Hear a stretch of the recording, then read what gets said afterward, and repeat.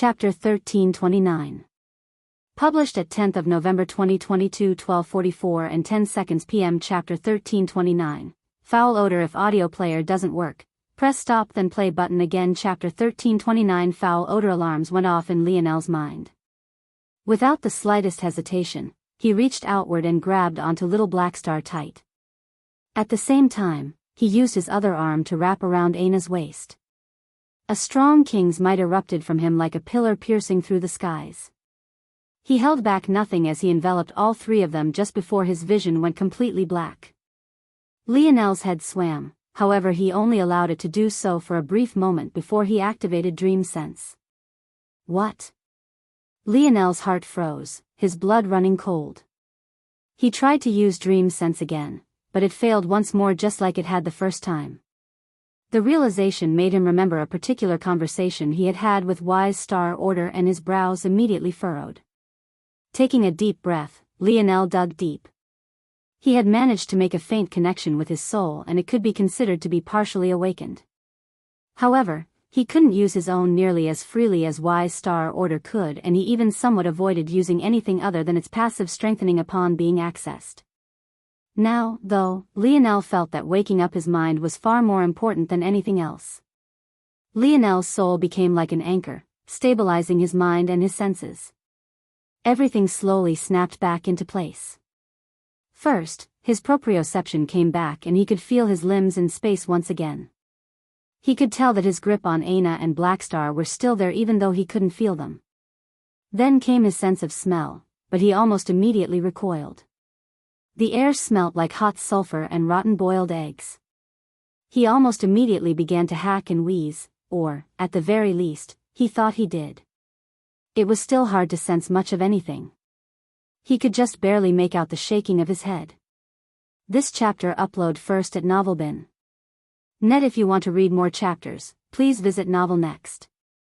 To experience faster update speed. Finally, his sense of touch came back and he could confirm that he did, indeed, still have Blackstar and Ana by his side. Both were absolutely still and unmoving. Once these senses settled in, Lionel's eyesight finally came back. But, what he saw made him narrow his eyes once again.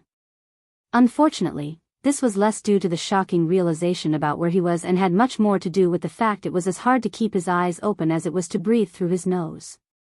As bad as the smell was, his eyes felt as though someone had been continuously cutting onions in the surroundings.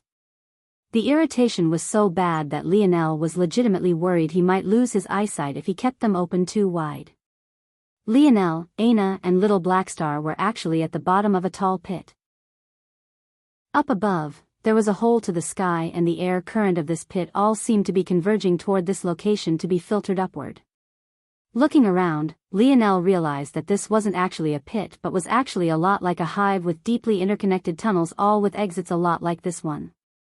The hole to the sky didn't seem to have any simple way to be used, and even the closest edge of the hole was 300 meters above his head. Lionel couldn't even dream of jumping that distance, especially since the gravity here is so heavy, even compared to the Void Palace, which was difficult to deal with in and of itself. This place was at least double that. But, Lionel quickly shook his head. There was no guarantee that this wasn't the Void Palace. But my ability, Lionel shook his head. There was no point in speculating until he found out more information. The goal here was clear. To survive and reach a certain destination. To do such a thing, he couldn't speculate, he needed facts. Allowing a bias to color his deductions would just make finding the truth slower. Lionel released Ana, observing her intently. He didn't need to worry too greatly, though. In just a few seconds, she seemed to have regained her bearings as well. The first thing she did, not much unlike Lionel, was look around, covering her nose with her hands. "This is a nest," she suddenly said. "This smell. Though it's disgusting, it's coming from something that's highly nutritious, albeit disgusting to eat." Lionel's brows shot up. With Ana's ability, she had a keen sense for nutrition. Not only was she able to naturally tell how best to train her body, but she also knew exactly how to concoct the sort of nutrients she needed to supplement her body as well. This was what made her natural talent as a force pill crafter so high and why she had been so greatly valued by Valiant Heart Mountain. This chapter upload first at Novelbin. Net the fact that her ability could be used like this was still a bit of a surprise to Lionel. Maybe this mutation of hers as a half-blood wasn't as inferior as Lionel had previously concluded. Lionel couldn't take out the dictionary in this place. The anarchic force in this region even higher than it had been beyond the walls of Village 0012, it was to the point that even Lionel's ability was no longer a Tier 4 in this place. Do you know what it's a nest of? Lionel asked. No, I'm not sure. I only vaguely have the instinct that it's an egg. Lionel nodded. There didn't seem to be any immediate danger in the surroundings. However, Lionel knew this couldn't possibly last long. He had felt the teleportation try and separate himself and Aina. If not for his quick action, they would have been thrown apart. That told Lionel that there was no more hand-holding and teaming up designed for this trial. They had truly thrown them off the deep end. But, likewise, because they had chosen to do this, it was likely that the elders were aware that the danger wouldn't be immediate either. Wise Star Order, what do you know about this place? It is indeed a nest. If I were you, I would probably start running. There's no way they haven't already sensed such a mass teleportation. And, the ones assigned to guard nests like these are nothing like those middling soldiers you've been fighting until this point. Almost as though to confirm Wise Star Order's words, a wild scream resonated through the hive, following the air currents of rushing foul smells and making Lionel feel almost as though his eardrums might burst. The howl was like a furious battle cry and a sonorous warning, echoing all before the earth began to quake. Lionel's pupils constricted, his jaw steeling and his lips being drawn into a thin line. The Void Palace sure seemed to like to play games. They had actually been teleported into a Raypack's nest. Oh, I forgot to mention one other thing. The Raypacks like to build their nests in harsh environments so that only the strong amongst their young survive. You've probably guessed it already, but this is a void battlefield. Trying to leave here and return to a Void Palace stronghold won't be easy for a fairly simple reason. The Raypacks are probably the least of your concerns in a place like this. Chapter 1330. Published at 10th of November 2022 12:44 and 8 seconds p.m. Chapter 1330. Senate. If audio player doesn't work, press stop then play button again. Chapter 1330. Senate, we need to move. Aina nodded toward Lionel's words and they both shot in the opposite direction of the roar. Neither of them were fools. The pressure of that roar alone cleared the fifth dimension. That told them one very obvious thing: this wasn't a perfectly curated trial with their limits in mind. This was a real life and death crisis. What Aina, Lionel, and the other youths didn't know was that this sudden change had led to a furious uproar in the Void Palace. Bang! Who sanctioned this? The roar shook the mountain range, birds flew out in fear and a small avalanche of small rocks and dust tumbled downward. For such a scene to occur within a world at the pinnacle of the seventh dimension, it could only be said that this person was not only furious, but they also wielded power beyond the imagination of most. The location wasn't as one might expect and was rather within a governmental body of the Void Palace, a step below the Elder Legion that sent Cornelius on his mission to monitor Lionel. The structure of the Void Palace was impossibly complex, filled with numerous factions, each with their own grudges and histories that could stretch back hundreds to even thousands of years. It could even be said that the Void Palace itself was like its own separate ecosystem and world, diverging from reality. The Void Legion elders could be considered to be the pinnacle of the powers of the Void Palace. They were the backbone and their moniker was a reminder that their duty wasn't just to oversee, but was also to act as the strongest line of defense. This chapter upload first at Novelbin. Net. If you want to read more chapters, please visit Novel Next. Com. To experience faster update speed. Beneath the Void Legion elders there was the Void Council. This was the current location and was located on the second tallest peak of the Void Palace. The Void Council, also called the Senate, was made up of Void senators from across disciplines and factions. The major decisions and rules that all those who came here abided by were drafted and put into law by the Void Council and their Void senators. Unsurprisingly, with this sort of setup, the details of the true selection were also drafted up by the Void Council, or so it should have been. But, it was either this infuriated Void Senator was ignorant to a decision made without him, or one of the factions had gone rogue. The one who had spoken was a middle-aged man with strength already into the 7th dimension. Without at least such level of strength, he would have never been capable of causing such a commotion. But, it was also this strength that made it so impressive that the Senate managed to keep its structural integrity, only swaying side to side slightly. This man was Uramus and was the current party leader of the stalwart Polearm Party. He was a well-respected man, as he had to be to earn such a position. And, right this moment, he was absolutely furious. What was shocking, though, was that other than his party members, there didn't seem to be anyone else as infuriated as he was. Seeing such a scene, Uramus' chest heaved, his almost crimson gaze sweeping through the enormous Senate hall as though searching for his prey. He tried to meet the gazes of several other party leaders, but all he received in return was a shift of gaze and a glimpse into a guilty conscience. At that moment, a chuckle echoed through the Void Council, a man a head taller and a large measure skinnier than Uramus walking in as though he was gliding on clouds. "Rosen, this was your doing?" Uramus' voice boomed.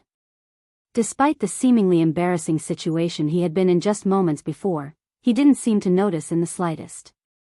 The veins across his forehead threatened to pop. Rosen was yet another party leader, however, his was known as the Unfettered Blade Party. It could be said that of all the parties here, the history between these two was not only the deepest, it also held some of the deepest grudges. "You shouldn't be frowning all the time like this, Uramus. It's not good for your skin. You already look much older than you should, don't tell me you want to look even worse." This chapter upload first at Novelbin. Net, I'm not here for your petty games, Rosen. Who decided to send a batch of fresh meat to the Void battlefield? Are you insane? They've barely adapted to the lowest level anarchic force of the mountain base, now you want them to adjust to an environment that's tenfold worse? This isn't training, it's sending them to their deaths.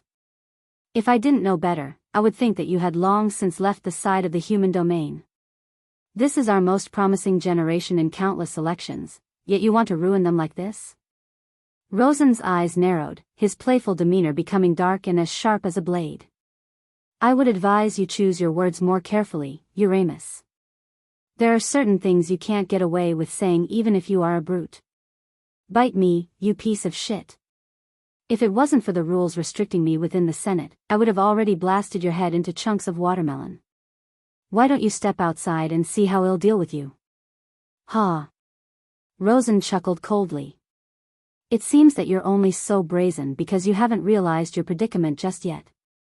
An air-headed fool like you really would take too long to notice the crux of the issue here. Under your shared majority, you've led the Senate into the trash heap and it's about time that stop. Uramus' expression changed, suddenly realizing something. You dare? Rosen sneered. You've been voted out. Pack your things and scram. The stalwart Polearm Party has been demoted back to a faction. Take those trash you call subordinates with you. Uramus froze, feeling as though he had been struck by lightning. What the hell was going on? Announcement below, the novel will be updated first on this website. Come back and continue reading tomorrow, everyone. Chapter 1331. Published at 10th of November 2022 12:44 and 6 seconds p.m. Chapter 1331. Zavnik. If audio player doesn't work, press stop then play button again. Chapter 1331. Zavnik. Uramus stood outside the tall bronze doors of the Senate in a daze, not quite knowing what had just happened. He didn't even know how to wrap his mind around this. The stalwart Polearm Party had been a party for over 800 years. They had been a majority or shared majority within the Senate for over 300. And yet, they had been demoted back down to a faction. Just like that. Uramus suddenly couldn't feel rage anymore. What he felt wasn't helplessness either. Rather, he felt guilt, guilty that a legacy that had lasted so long actually suffered such humiliation at his hands. It had to be understood that factions were a very important part of the Void Palace. The Void Palace wasn't just for training youths, it was forging the future leaders of the human domain. As such, factions here represented something very different than it otherwise would. There were several levels to factions. Rookie factions, bronze factions, silver factions, gold factions, legacy factions, and finally, parties. From rookie to gold was fairly straightforward. They separated power based on the strength of their leadership, their accomplishments, their number of members, their average strength, so on and so forth. A legacy faction was a bit different. It wouldn't necessarily be stronger than a gold faction, however, it had been passed on and survived more than a single generation. This would happen when the leader of a faction promoted to greater ranks, left to enter a party, or was granted a title by a party. This wouldn't be considered a betrayal. In fact, a legacy faction would gain great prestige if their leader was recruited by a party. There were only 999 Senate seats and a limited number of parties could claim them depending on their feats of strength. A faction promoting to a party was extraordinarily rare, so rare, in fact, that it might only occur once every few hundred years. As such, the most talented of faction leaders would choose to take this route. This chapter upload first at NovelBin. Net. If you want to read more chapters, please visit Novel Next. Com to experience faster update speed. Finally, there was the level of parties. Parties were those who held the truest power within the Void Palace to the point where they could assert control over the rules that governed everyone. Parties were split into minority parties, majority parties and shared majority parties. There were also special ranks among these parties, for example, the party whip who was tasked with maintaining order, organizing votes, and other things of the like. Minority parties were unironically the majority of parties. They could control anywhere from one seat to a few. Majority parties were parties that controlled at least 500 seats, giving them de facto majority on all decisions regardless of how everyone else voted. Shared majorities were a bit trickier. They could refer to a single party which controlled less than 500 seats and as such might be overruled by the combined effort of all other parties. Or, in this case, it could refer to two or more clashing behemoths. The Unfettered Blade Party and Stalwart Polearm Party both controlled over 500 seats between them. As such, if the two parties agreed on anything, there was nothing the other parties could do. But that was exactly the reason for the latter's downfall. There were too many parties looking for a method to finally breathe and break through. The fall of a giant would result in an uprise in competition. They had been stifled for too long. Even now, Uranus had no idea how such a thing had happened. The rulebook of Void Senators was far too long and he couldn't be bothered to read all of it. He had thought that because they controlled 244 seats, no one could even dream of ousting them all at once like this. And yet, how could he not feel incompetent? His number one enemy had demoted them all the way from a shared majority party down to a legacy faction and he didn't even know how they had done it. Uranus listlessly stared up into the sky. This chapter upload first at NovelBin. Net **** hours later, Rosen sat in his office. The Void Council Hall wasn't just made up of its gathering location, but also doubled as the main base of most parties. As the current sole shared majority leader, he was feeling very content. However, his expression was quite calm. And then, the door opened. Rosen's gaze narrowed, but didn't rise, nor did he seem too surprised. The young man that walked in did so leisurely, his expression not wavering in the face of Rosen's aura in the slightest despite clearly being several levels weaker. The young man was handsome, his overly chiseled jaw being a hallmark of his looks. His skin was bronzed, as was his hair, a pair of hazel eyes acting as the centerpiece of it all. He was tall, standing at least 7 feet and his back was as straight as a javelin. Every one of his steps was measured and his every movement wasted not the slightest hint of energy. In one glance, you might believe this young man to be a scholar, but in the next you might believe him to be a general. It was impossible to pinpoint accurately. It seems that you've taken my advice. Congratulations, shared majority leader Rosen. The young man smiled, taking a seat across from Rosen. Whether it was by his actions or by his words, even in the face of this lofty seventh-dimensional existence, he seemed to innately feel as though they were already equals. No. Maybe that was just him giving Rosen some face. If the young man had his way, he might look down on the entire world.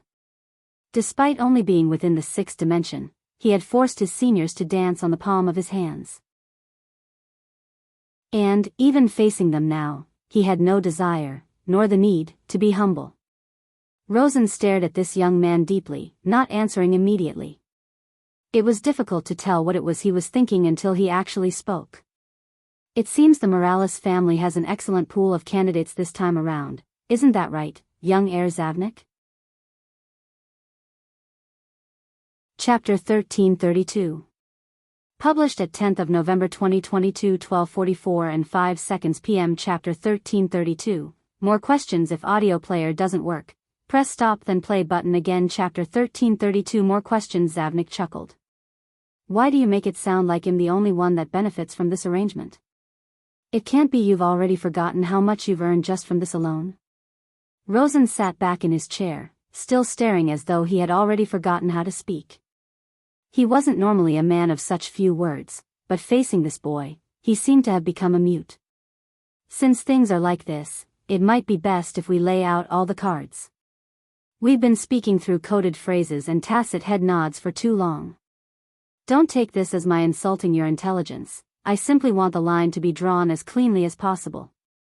You gain the right to change the rules of the true selection as you deem fit, the greatest control over the Senate's actions for at least the next few decades. And you've also given your rising star an advantage over the competition. When Zavnik said these last words, Rosen's pupils constricted. Though his heart remained steady and his expression remained indifferent, even for a person like him, there were certain ingrained reflexes that couldn't be easily circumvented. It seemed that he had still underestimated this brat a bit too much. He had thought that Zavnik would try to humor him a bit, but who would have thought that he had something like this up his sleeves? There's no need to be so surprised, Senior. It was a bit obvious, don't you think? Why would the mighty unfettered Blade Party risk falling from the good graces of the Void Elder Legion and offending so many powerful families and organizations just for the sake of sending a batch of youthful geniuses to their deaths? A lesser person might really believe that Senior was a traitor of the human race, wanting to cripple this generation. But, you know something that most don't, right? Zavnik smiled. I was racking my brain, trying to figure out what reason you could possibly have. I decided to think outside of the box. Rather than assuming the obvious and believing you to be a traitor, I made the assumption that this benefited you in ways that were rooted outside of just a weakening of the human race. This chapter upload first at Novelbin. Net. If you want to read more chapters, please visit Novel Next. To experience faster update speed. At the same time, I realized that this might have been a death sentence for most other years, but considering the talent of this generation, it was more likely that such a challenge would result in casualties no greater than any other year, so it would balance itself out. And that was when I stumbled onto a clue. I heard your family has a young one that calls himself the Sword Deity. Zavnik smiled meaningfully, looking toward Rosen, who had already regained his composure. From the first sentence Zavnik had spoken, he had already expected much of the rest of this. It's quite interesting. Being a Void Palace disciple gives you access to a whole other world, but the restrictions are heavy. You can't even set foot onto a Void battlefield until after having accumulated enough merits, and if you fail to gain access to one fast enough, you get punished with demotion nonetheless. It's an odd push and pull where on one hand, it looks like everyone is coddling you too much, and on the other, they want to thrust you off to your death. I've heard, though, that the situation of your Sword family is a bit precarious. The tribulation of Sword Domain is coming you very quickly, but the inheritor of this generation hasn't grown up yet. In a situation like yours, I would be stressed out as well. Unfortunately, your Sword Deity isn't much of one just yet. Unlucky, if you ask me. But, you're trying your best. The Void battlefield is the most unique opportunity there is for your Sword Deity, as it represents more than just a death trap. However, you simultaneously also needed a reason to use the Void Palace's resources for your own personal gain without breaking any rules. We all know that the Void battlefield is a land of death to some, but to a select few. It can be a land of opportunity. You know, as a Morales, I never really liked swordsmen, you're all quite annoying to me. However, for the sake of my goals, it seems I have no choice but to help out the enemy. The only unfortunate thing is that while I understand this much, I still don't know how much you could possibly gain from this. I wonder what target your sword deity has that's so important that he must risk his life in this way and can't wait just a few years to be led onto the battlefield naturally. Zavnik scanned Rosen's expression but could only sigh when he didn't receive the answer he was looking for at a glance. It seemed that his deductions would come to an end here, but he didn't seem to be too disappointed. In fact, his smiling expression was still very much there. Suddenly, Rosen smiled. This chapter upload first at Novelbin. Net, do you believe that you're the only one with deductive abilities? I personally found it very interesting when I heard that there were only 2 amethyst tokens given out this year. That's quite a low number, don't you think? Zavnik chuckled. It is quite a low number. So, imagine how surprised I was when I found out my littlest cousin is among them. Rosen's smile faded, his eyes narrowing. Zavnik was too calm. If his goal was truly to kill Lionel, he should be sweating buckets. Such a large movement wouldn't fool that man. Oh. You thought I wanted to kill littlest Nova? What kind of big brother would I be if I planned all of this out to do that? My goals are much higher than that. I wasn't even aware that littlest Nova would be joining with this batch until just a few hours ago. By then, all of this had already been set into motion. Zavnik sighed. It can only be said that littlest Nova is unlucky. Or, maybe he's quite lucky. I guess it would depend on the outcome, don't you think? Rosen's gaze narrowed firmer. Zavnik stood. Well, this is unfortunate. I wanted to have this meeting so that we could clear the air. But, it seems that we'll be ending this meeting with more questions than answers. Zavnik smiled lightly and walked toward the door. Have a nice day, Senior. With a light click, the door closed. What was the purpose of the sword deity on the void battlefield? What was so important that Rosen would risk public ire to allow him this chance? Zavnik had no idea. But, on the other hand, what was Zavnik's goal? Why would he, as a polearm wielder himself, cripple the strongest party capable of backing him? Rosen had no idea.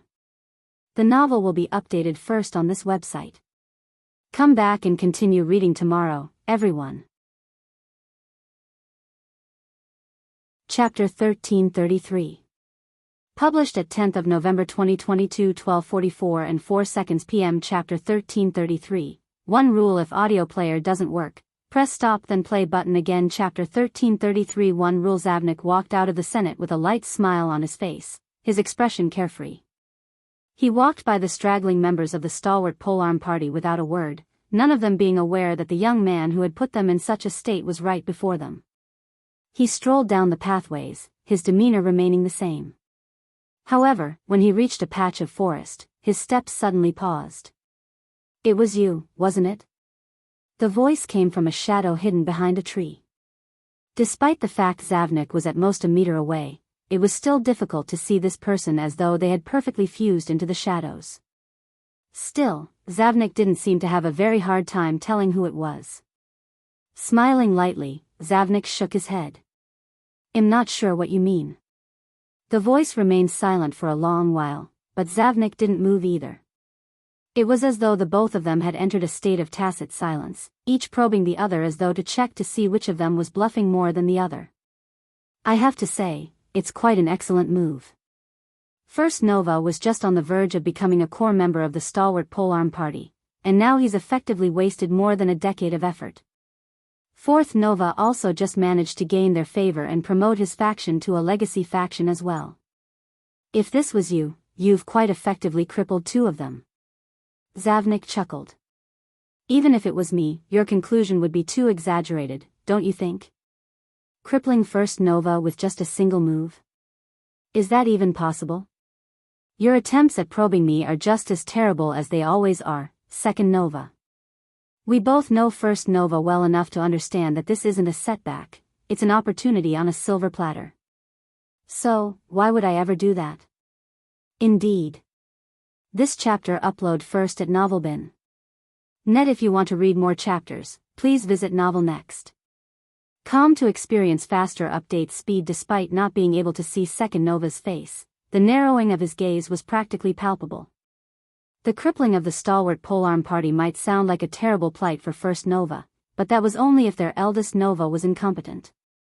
The only one to truly suffer from this was fourth Nova, but he was actually foolish enough to follow in the same path as first Nova as though there would be scraps to pick up and make use of. He had no one to blame but himself. With the regression of a party back to a legacy faction, especially a party with such deep roots and foundations, there would be a chance to capitalize. The heads of former management would likely roll, and that would allow new voices to bloom where they would otherwise not have a single chance. So, Zavnik was perfectly correct. First Nova would actually greatly benefit from this, and that was exactly why, though it seemed second Nova was sure that Zavnik had acted, there was actually no way to tell, because the motive was simply too murky. Even he couldn't tell exactly what Zavnik's purpose would be if he had done this, and that made it all the more serious. The struggle between swordmen and spearmen was a tale as old as time itself. The push and pull of both factions had gone back and forth for too long. Even though most of the Morales brothers hadn't chosen to join the stalwart polearm party because First Nova had already staked his claim upon it, that didn't mean that they didn't benefit from the stalwart polearm party in other ways. Polearm wielders fell under the former party's umbrella of protection. With their fall, the changes would start subtly, but they could very well eventually snowball. It would start with less materials capable of manufacturing polearms being procured, then it would lead to less spears overall being forged, then it would lead to less investment in the discipline overall, less techniques created, less training rooms maintained, and eventually, you would look up one day and there would be less polearm geniuses overall.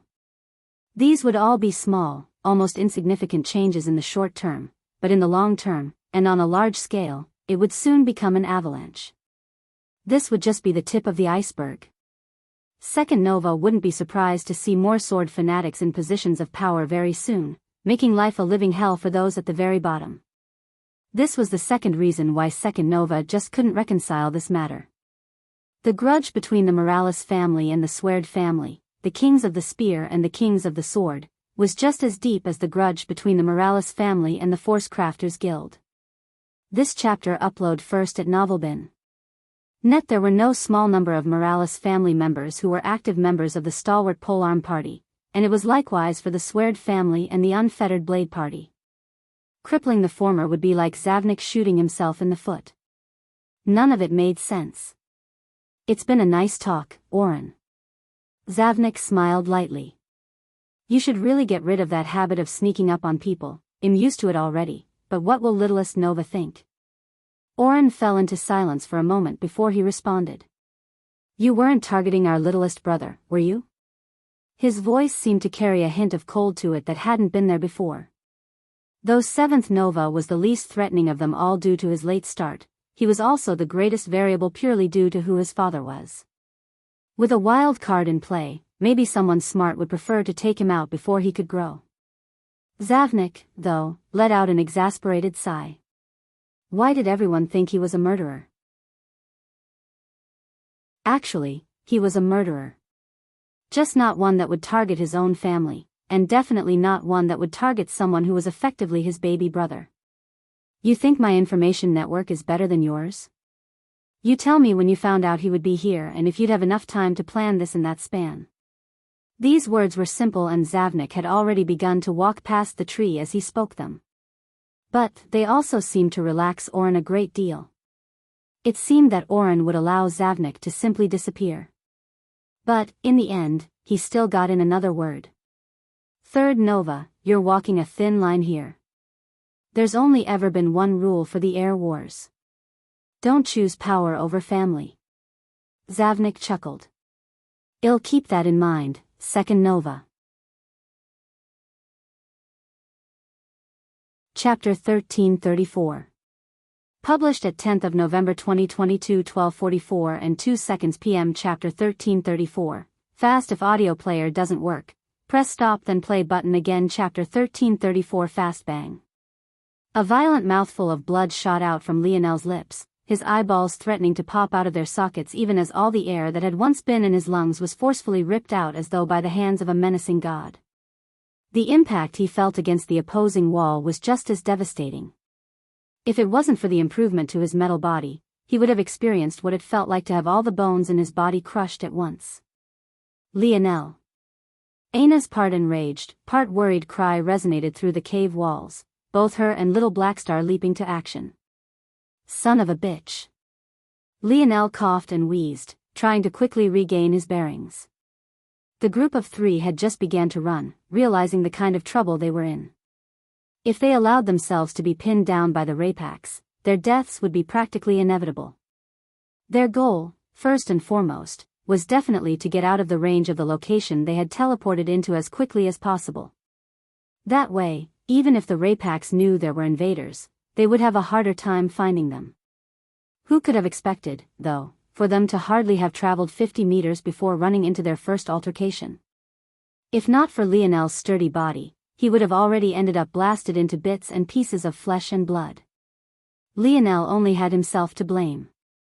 He took the lead and rushed forward, protecting Ana and little Blackstar to his back. But, so confident in his internal sight and sense of danger, he rounded a corner, only to find a vicious straight leg kick waiting for his sternum. This chapter upload first at Novelbin. Net. If you want to read more chapters, please visit Novel Next. Com to experience faster update speed. Lionel had obviously not accounted for the most pressing thing. Or, rather, it was difficult to do so. Internal sight was useless against Rapax.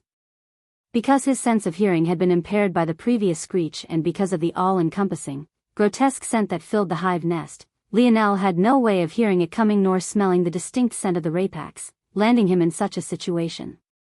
He could feel his ribcage bow and flex, almost snapping at its hinges entirely. He had never been more happy that his metal body had undergone such drastic improvements until now. The instant Lionel crashed against an opposing wall, he activated his bronze runes in full force, dispersing the strength of the impact across his entire body before he fell to the ground, his head spinning. I have to adjust.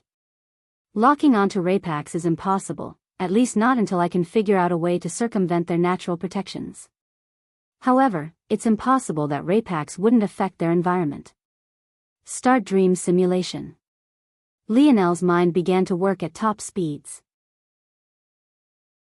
Although he no longer had access to Tier 4 abilities, dream simulation didn't have such high requirements.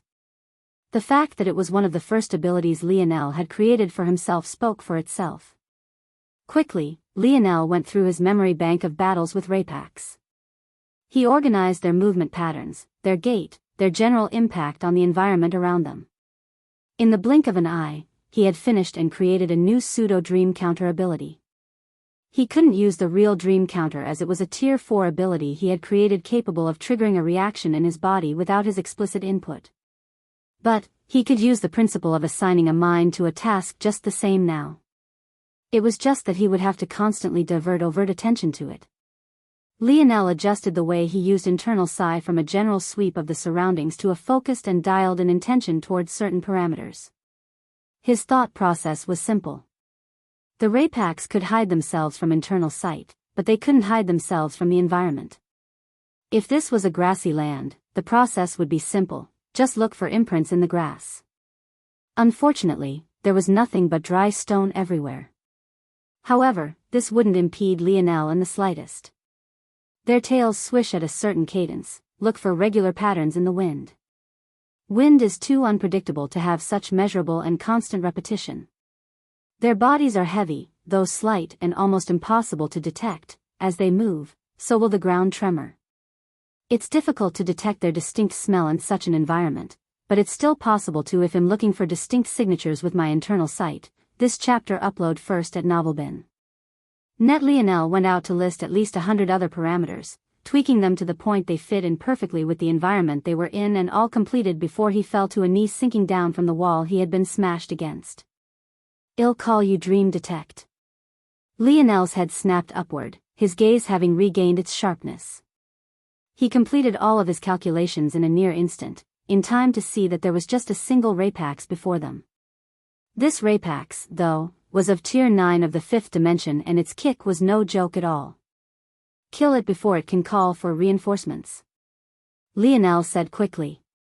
Aina didn't say a word herself.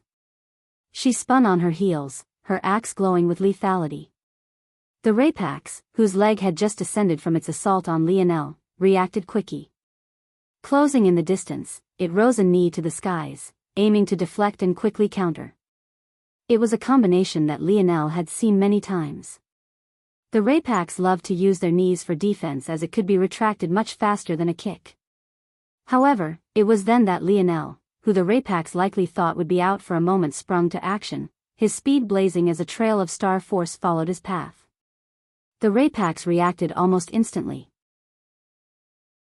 Canceling its thoughts at countering, it fell back. Unfortunately, it hadn't seen that there was a third member of their party until it was far too late. Little Blackstar appeared to the Rapax's back, his little claws glowing with a dangerous light. With striking precision, Lionel's punch and Blackstar's claw landed at the same time, forcing the Rapax to take the full brunt of both. Little Blackstar's claw ripped right through tender flesh, severing the Rapax's head from its body. I don't think this was a coincidence. Lionel spoke before the corpse even fell. We need to move, fast. Or else we'll be surrounded. The novel will be updated first on this website. Come back and continue reading tomorrow, everyone. Chapter 1335. Published at 10th of November 2022, 12:44 p.m. Chapter 1335. Fertilizer. If audio player doesn't work, press stop then play button again. Chapter 1335. Fertilizer. With a thought, Lionel sent the Rapax corpse into the segmented cube. The one advantage they would have in all of this would be the size of their spatial treasures. The space Lionel had access to was practically unlimited. Like this, they would leave the least amount of traces behind that could be used to quickly find them, and this would also help Lionel bolster the resources he could use with the tentacle womb. However, none of this was the reason Lionel's brows were so furrowed. I have a feeling that the reason they separated us during the teleportation was less about the Void Palace being sadistic and more about them giving us a lifeline.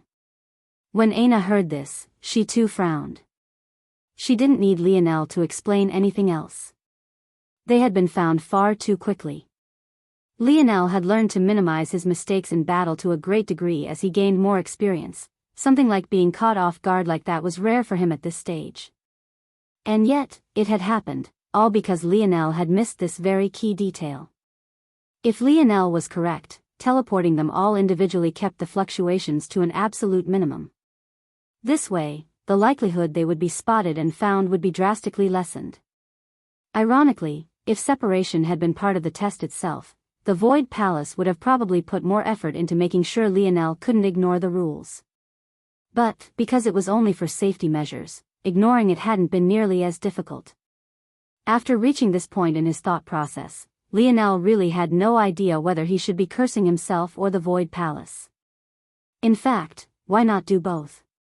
He had really stepped in shit this time. Still, regardless of how dangerous this is, there's still a chance to benefit. If this is a nest, then that means that there's probably a spot here where a ton of high-level Rapax are born. It would probably be a death sentence to fight a fully matured high-class Rapax, or, rather, a ruined Rapax, like Wise Star Order calls them. But, what about a baby that hadn't quite been born yet? The DNA is the same. This chapter upload first at NovelBin. Net. If you want to read more chapters, please visit NovelNext. Com to experience faster update speed. Lionel slotted this thought into the back of his mind. His first intention had to be to escape this place or to find a viable exit. This could only take second place. The nest regions would definitely be the most highly guarded. Trying to steal something from there, especially one of their more talented seedlings, would be like throwing himself into a pit of fire. Survival came first and foremost, benefits came as a very far-off secondary option.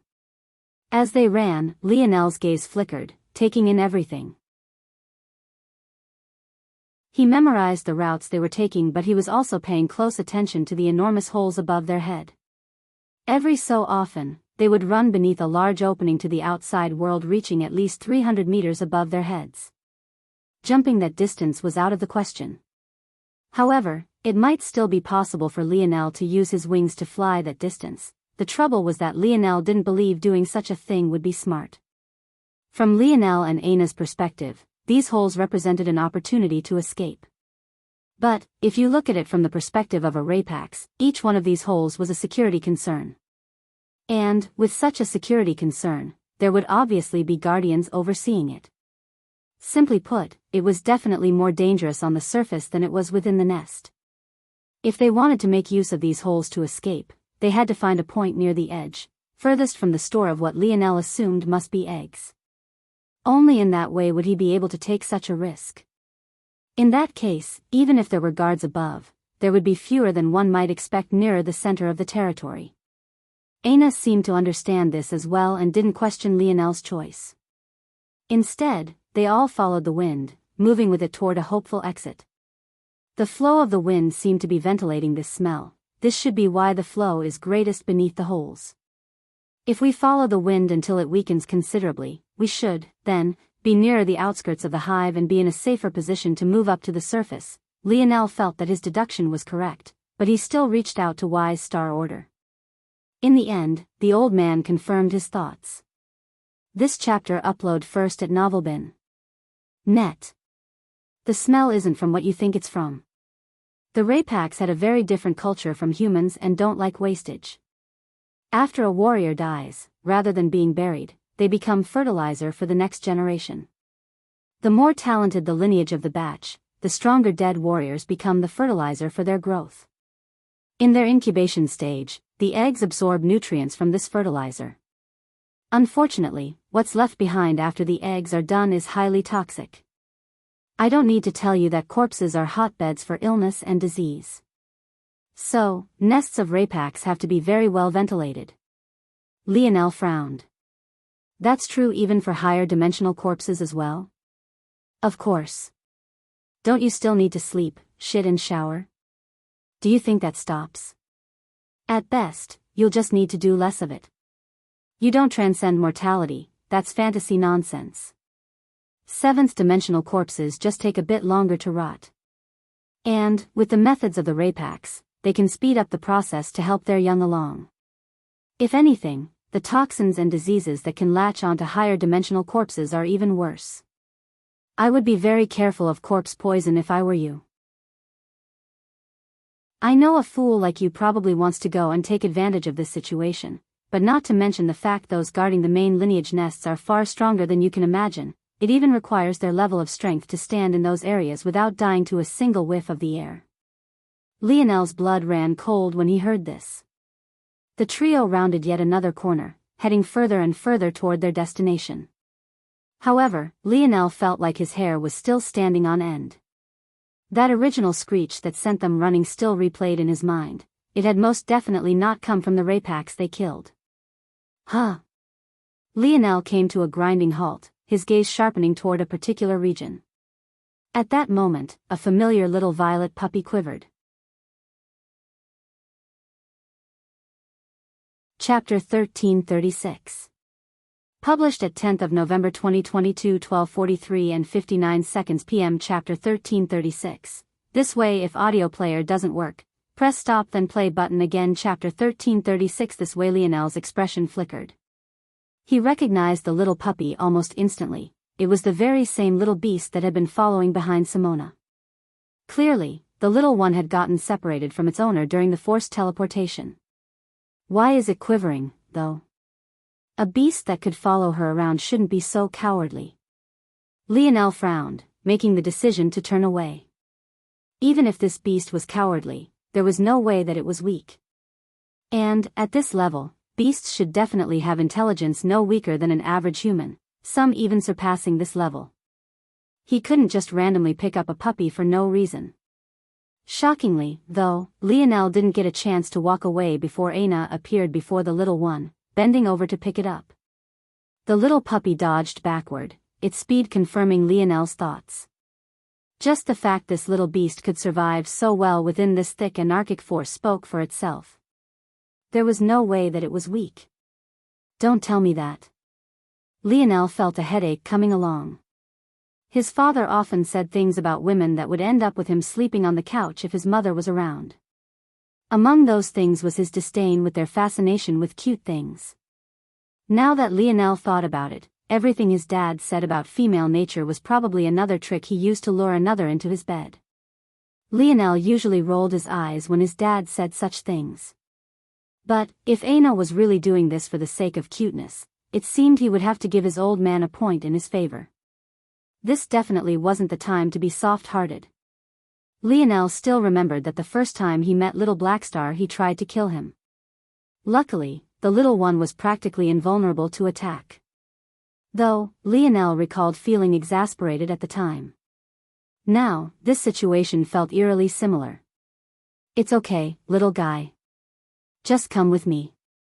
Aina smiled a beautiful smile, her golden irises twinkling. This chapter upload first at Novelbin.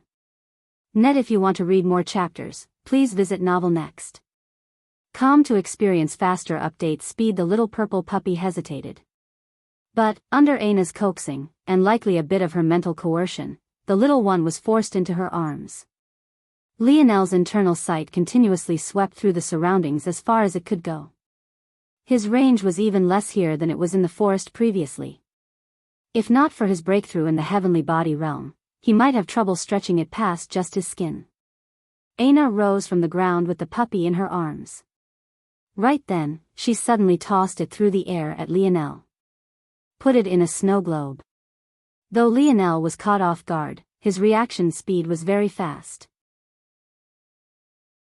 Before the little puppy could react, it was trapped in a frozen time loop, unable to do much of anything except enter a deep sleep.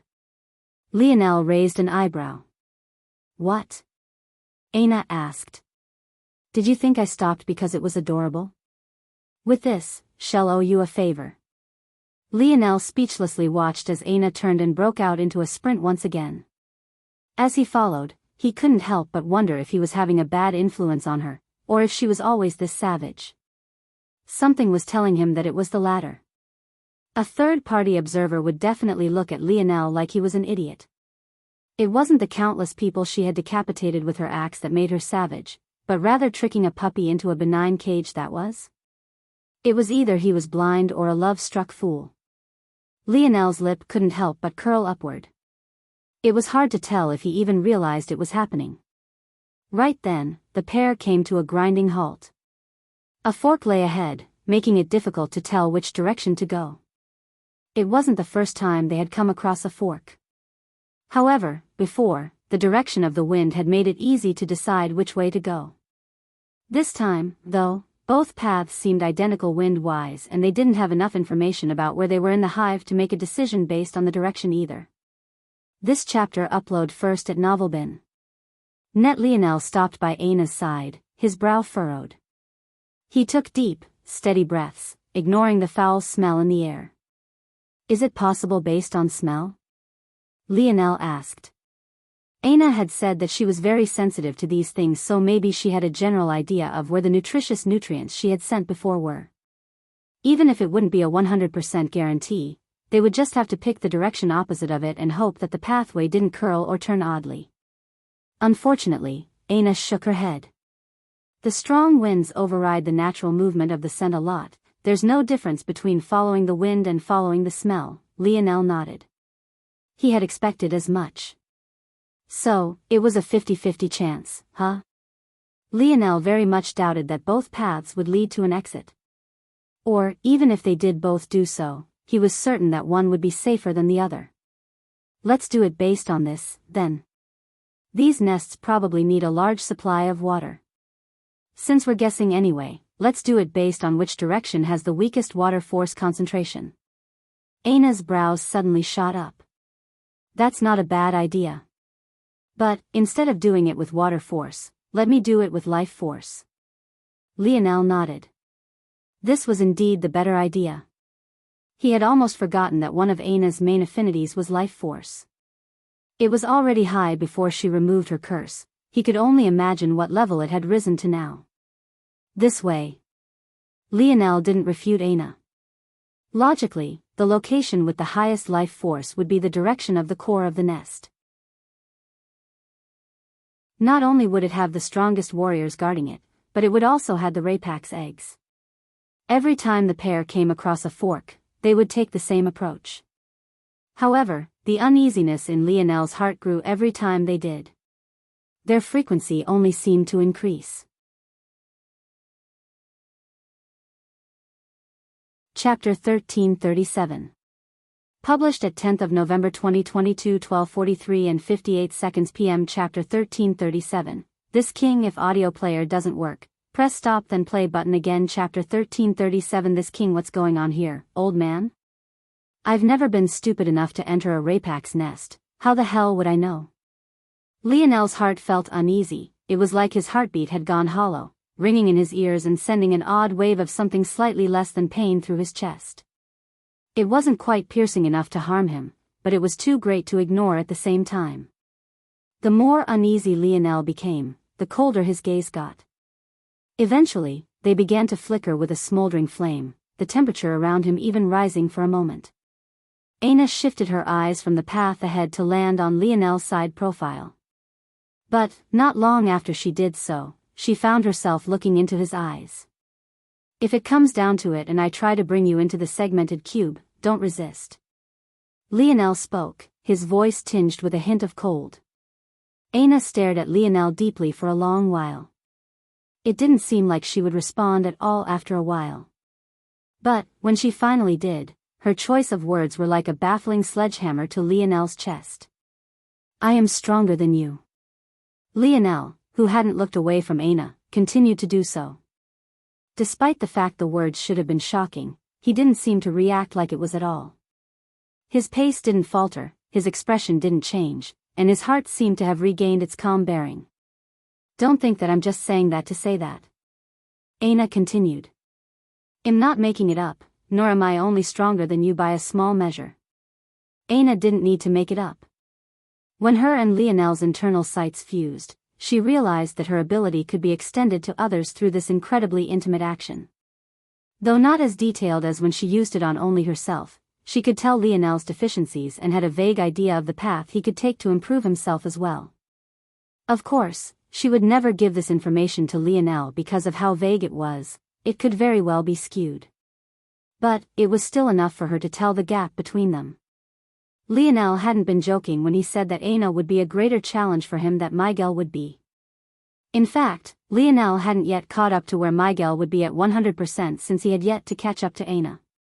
This chapter upload first at NovelBin.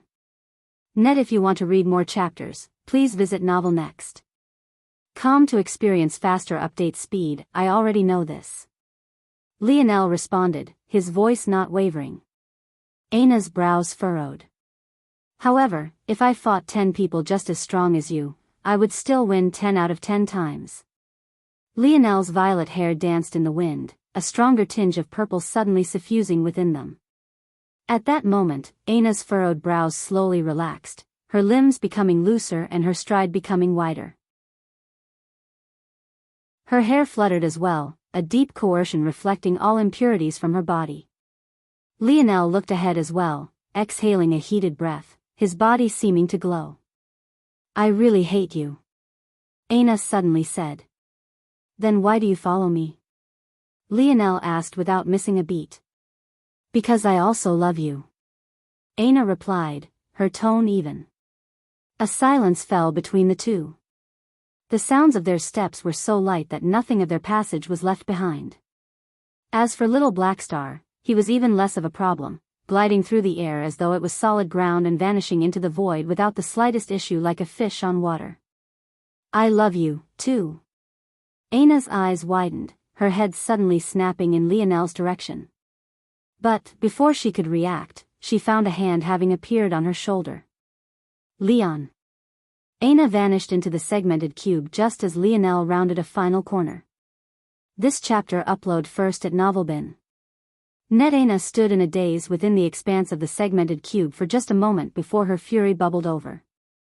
A violet rouge fog erupted around her, her hair grew to the length of a river and her gaze became like a piercing dragon's. She roared, her rage so palpable that the garden around her was vanquished into an ashy pit under nothing other than the oppression and density of her force alone.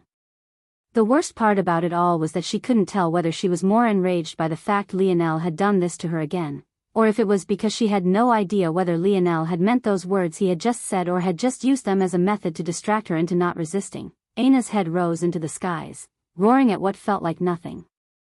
She broke through another tier, entering tier 6, and yet she didn't seem to notice in the slightest. Lionel stood on the other side of the corner, his breathing steady and his gaze cold. What he saw across from him, though, was enough to make almost anyone else's heart freeze over. The ruined Raypack stood as though it had been waiting all along. Though its demeanor was different from a human's, Lionel could still feel the air of nonchalance around it.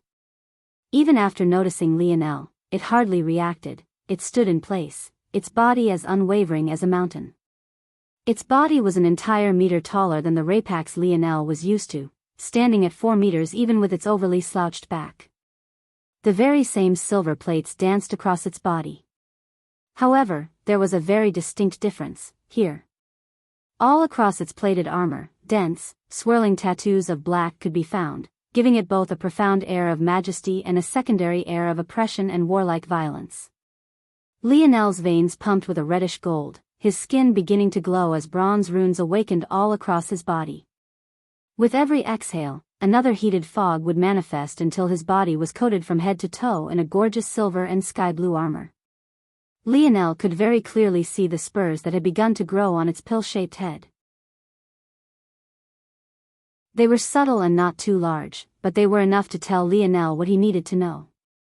Spurs on the tail denoted the 5th dimension. Spurs on the head, though, denoted the 6th. Lionel's force erupted. Come on, you alien piece of shit. This king has a beauty to protect. The novel will be updated first on this website. Come back and continue reading tomorrow, everyone. Chapter 1338. Published at 10th of November 2022, 12:43 and 56 seconds p.m. Chapter 1338. Blind spot. If audio player doesn't work, press stop then play button again. Chapter 1338. Blind spot. Lionel's body erupted with a swirl of fog. A dense blackness, an oppressive violet, and a deep crimson. Without the slightest hesitation, he activated. Bang! The air around Lionel exploded, the oxygen around his feet releasing crackling booms of violent chain reactions as the flames within him ignited. It filled Lionel's body up to the brim with vital force, accelerating his healing factor and pushing his body to the brink, pushed him past those limits. From the very beginning, combustion was meant to take advantage of Lionel's nodal pathway, igniting his blood and surrounding his heart in a wreath of flames. In this state, his body was at its very strongest. Give me everything you have. 2 orbs of crimson hovered in place of Lionel's eyes, the viciousness of his demeanor finally making the ruined Raypack somewhat more alert. Yip! Yip! Little Blackstar body seemed to double in size, his fur standing on end and his long whiskers jetting outward like finely pointed needles. This chapter upload first at Novelbin. Net. If you want to read more chapters, please visit Novel Next. Com to experience faster update speed. However, under Lionel's orders, little Blackstar didn't move at all. Hovering in the air, a strong surge of might came out from the little guy, suddenly causing the force in the surroundings to begin to increase in density and the anarchic force to concentrate. Lionel had only given Blackstar a single command: make them choke on anarchic force. Bang! Lionel sent out 4 punches in quick succession, his forward momentum and the twist of his hips fusing as one to bear down upon the ruined Raypacks. For this creature, who was very much used to its overbearing pressure severely weakening opponents it felt was far weaker than itself, this was something completely unexpected, resulting in Lionel's fists actually landing. The harsh sounds of metal banging against metal resonated through the air, ripples of concentrated wind and sparks of volatile flames flying off in every which direction. The ruined Raypax found itself sliding back against the stone ground, its large, curled claws scraping against the ground and leaving behind shallow imprints. A short silence followed. The ruined Raypax head seemed to tilt downward, its gaze, or what Lionel thought was its gaze, looking down at the region where the latter's fists had landed. It seemed surprised that such an ant would actually dare to attack it. Or, maybe it was surprised that it had actually been pushed back. The ruined Raypax looked back up. The silver shell that covered its head didn't seem to have any slits for eyes, making it difficult to tell if it was really looking at all. But, the feeling, at least to Lionel, felt the exact same. Bang! Maybe the ruined Rapax had thought its nonchalant reaction would affect Lionel, or maybe it thought that the intimidation of its growing and more serious aura would at least cause him to pause. Whatever the reason, the ruined Rapax stood unmoving as Lionel launched yet another series of attacks, seemingly just as baffled as the first time. Lionel didn't even seem to register the failure of his first volley of attacks. In fact, he only grew more furious, the relentless pursuit of a stronger and stronger attack barreling down upon the ruined Rapax. This chapter upload first at Novelbin. Net, SSKRE. The movement of the ruined Rapax was so sudden and fast that Lionel only had the time to cross his arms above his head. Even replaying his perfect memory, Lionel couldn't find the image of the Rapax having raised its leg, and yet by the time he registered it, a vicious axe kick had nearly crumbled him to his knees from above. In an action, the ruined Rapax had been as steady as a mountain. However, the moment it moved, it was like a relentless, explosive avalanche, the monstrosity of its attack power feeling like enormous implosions going off within Lionel's body. Even with his bronze runes fully activated, just this one attack alone made Lionel feel as though his body was collapsing. Still, even in such a situation, the fierce glow in Lionel's gaze didn't falter. In fact, despite their crimson hue, they seemed decidedly cold. Thoughts of everything else vanished, his entire mind focusing on the creature before him. Even without the ability to lock onto it with his internal sight, Lionel dissected everything he could, an eerie calm cooling his head. Blind spot. That was Lionel's ultimate conclusion. This Rapax was using a special style that took advantage of its innate ability to avoid detection of internal sight. Like this, it was able to levy attacks using speed and timing to make it seem as though it had practically teleported into place. This was exactly why, despite standing right before it, Lionel had somehow missed a leg raising into the air. It took Lionel just a single exchange to comprehend this, and he adjusted accordingly. Bang! Under the relentless pressure, Lionel's knees crashed in the ground, his forearms threatening to shatter entirely. However, almost the instant the ruined Rapax rose its leg, so too did Lionel rebound from the ground. It looked as though he had used the hard stone as a trampoline, fighting back against the strike of the ruined Rapax just enough to have such an effect. The ruined Rapax had already prepared a second attack, but Lionel leapt over it, his knees tucking and his arms spreading out as though to balance himself in the air. If the ruined Rapax could display human emotions, its eyes would have most definitely widened even as its brows shot up. It had executed its technique perfectly. How had this human, clearly in such a bad situation, dodged? Lionel landed on the ground as light as a feather, his body exploding forth as he landed a vicious kick on the side of the ruined Rapax knee joint. He drilled everything he had into it, his vital force, destruction capabilities, and universal force all coming together to form a torrent of wind that even manifested from the other side of the ruined Rapax's tough shell as well.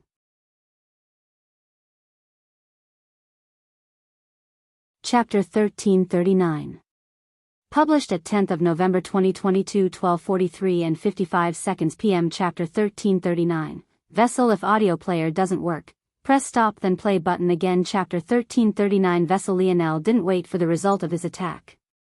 He instantly erupted with the full force of the heavenly body realm, rotating to the back of the ruined Rapax in one fluid motion. As expected, Lionel's attack wasn't nearly strong enough to snap the ruined Rapax's knee. But, it was just enough for it to lose its balance while it had a leg in the air. And, just as predicted, its tail quickly flickered, stabbing into the ground with a dull thump to keep it upright. Even for a sixth-dimensional ruined Rapax, stabbing through a ground of a seventh-dimensional world like this, especially one continuous tempered by the erosion of anarchic force, was a difficult task. The result was its scorpion-like tail catching a small bit of earth before slipping, only to quickly stab down again to achieve true balance. But, by the time it had done this, Lionel was already to its back, his fists glowing like two radiant suns as a moon and planet appeared to his back. The moment they did, Lionel's dark ice domain erupted, making the ruined Rapax feel as though its body was stuck in limbo. Lionel's gaze flashed, his mind entirely focused on the tender flesh of the ruined Rapax.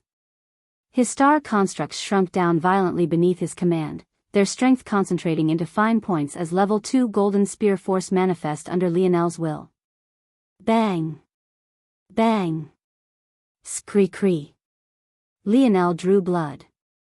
The spurt of bluish liquid reflecting in his irises as 2 holes appeared on either side of the ruined Rapax's spine. However, despite the minor victory, Lionel's expression didn't shift even the slightest bit. With smooth steps, he glided backward, dodging the whipping tail of the ruined Rapax. This chapter upload first at Novelbin. Net. If you want to read more chapters, please visit Novel Next. Com to experience faster update speed with a thought, Lionel's meteor construct manifested. Following the momentum of the furiously whipping tail, the beam of metallic gold enveloped the scorpion-like spikes and increased its weight several-fold, causing the ruined Rapax to misjudge and overcorrect, veering its tail off course and out of its control for a few precious fragments of a second. Lionel's moon construct flashed, the ruined Rapax conceptualization of time dilating. In those moments, the ruined Rapax felt as though it had suddenly entered a dream. No matter how fast it ran, it wasn't fast enough. But, in this case, no matter how much strength it put into swinging its tail back after missing, it didn't seem like enough. The gorgeous white planet to Lionel's back layered this effect. While the moon attacked the ruined Rapax's mind, the planet construct attacked its physical body, fusing with the affecting of the meteor construct and pressing down with an oppressive gravity. The fluidity of Lionel's actions were seamless. One action rolled into the next, his mind working at warp speeds and his calculations becoming more and more precise with each passing second. The ruined Rapax found itself swinging from being off balance on one side to suddenly overcompensating and being caught completely off balance toward another. It was right then that Lionel's second prepared attack flourished. His spear domain crown glowed, shimmering with a blinding golden light that washed the dark tunnels in a kingly might. His vital force brought his body to the very brink, the flames surrounding his heart forcing it to heat up and pound relentlessly. And finally, his forces fused into one, piling on top of one another relentlessly. Lionel had learned a lot about his spear domain lineage factor after his recent breakthrough. While it seemed like the only change was that his spear force had gone from a more normal and bland white color to a piercing gold, this was far from the case. Lionel had come to understand that while his spear force could be powerful on its own, it could also act as a vessel and conduit for his other strengths.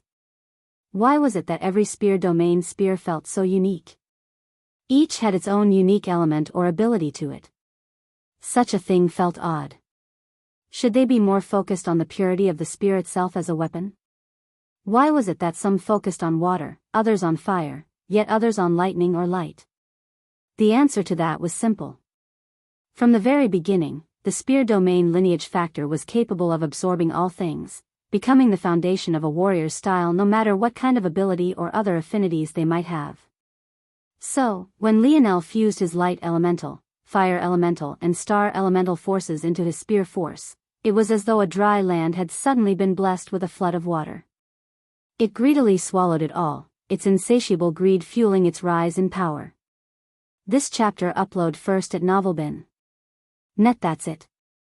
A crack suddenly resonated in Lionel's mind, his irises flickering to life as a red-gold rune formed within their midst.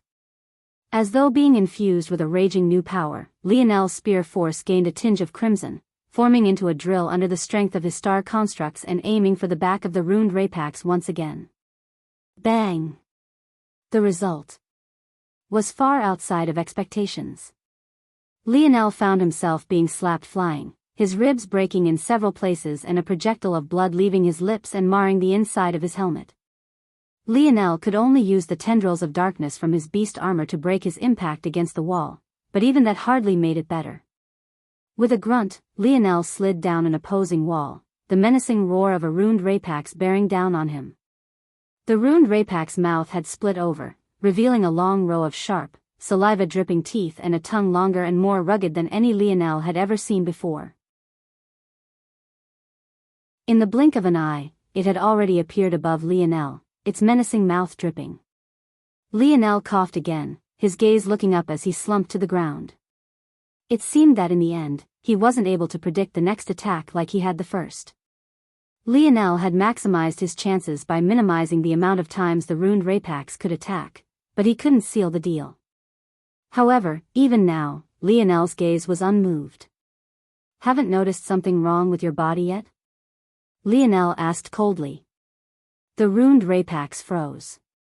"Fallen Apostle ebook should be live in 4-ish hours, I think, or whenever the 24th is for you. If not, it will be sometime tomorrow. Big thanks to you guys for always supporting me. A linkture.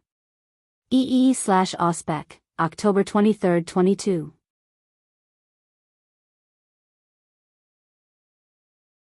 Chapter 1340.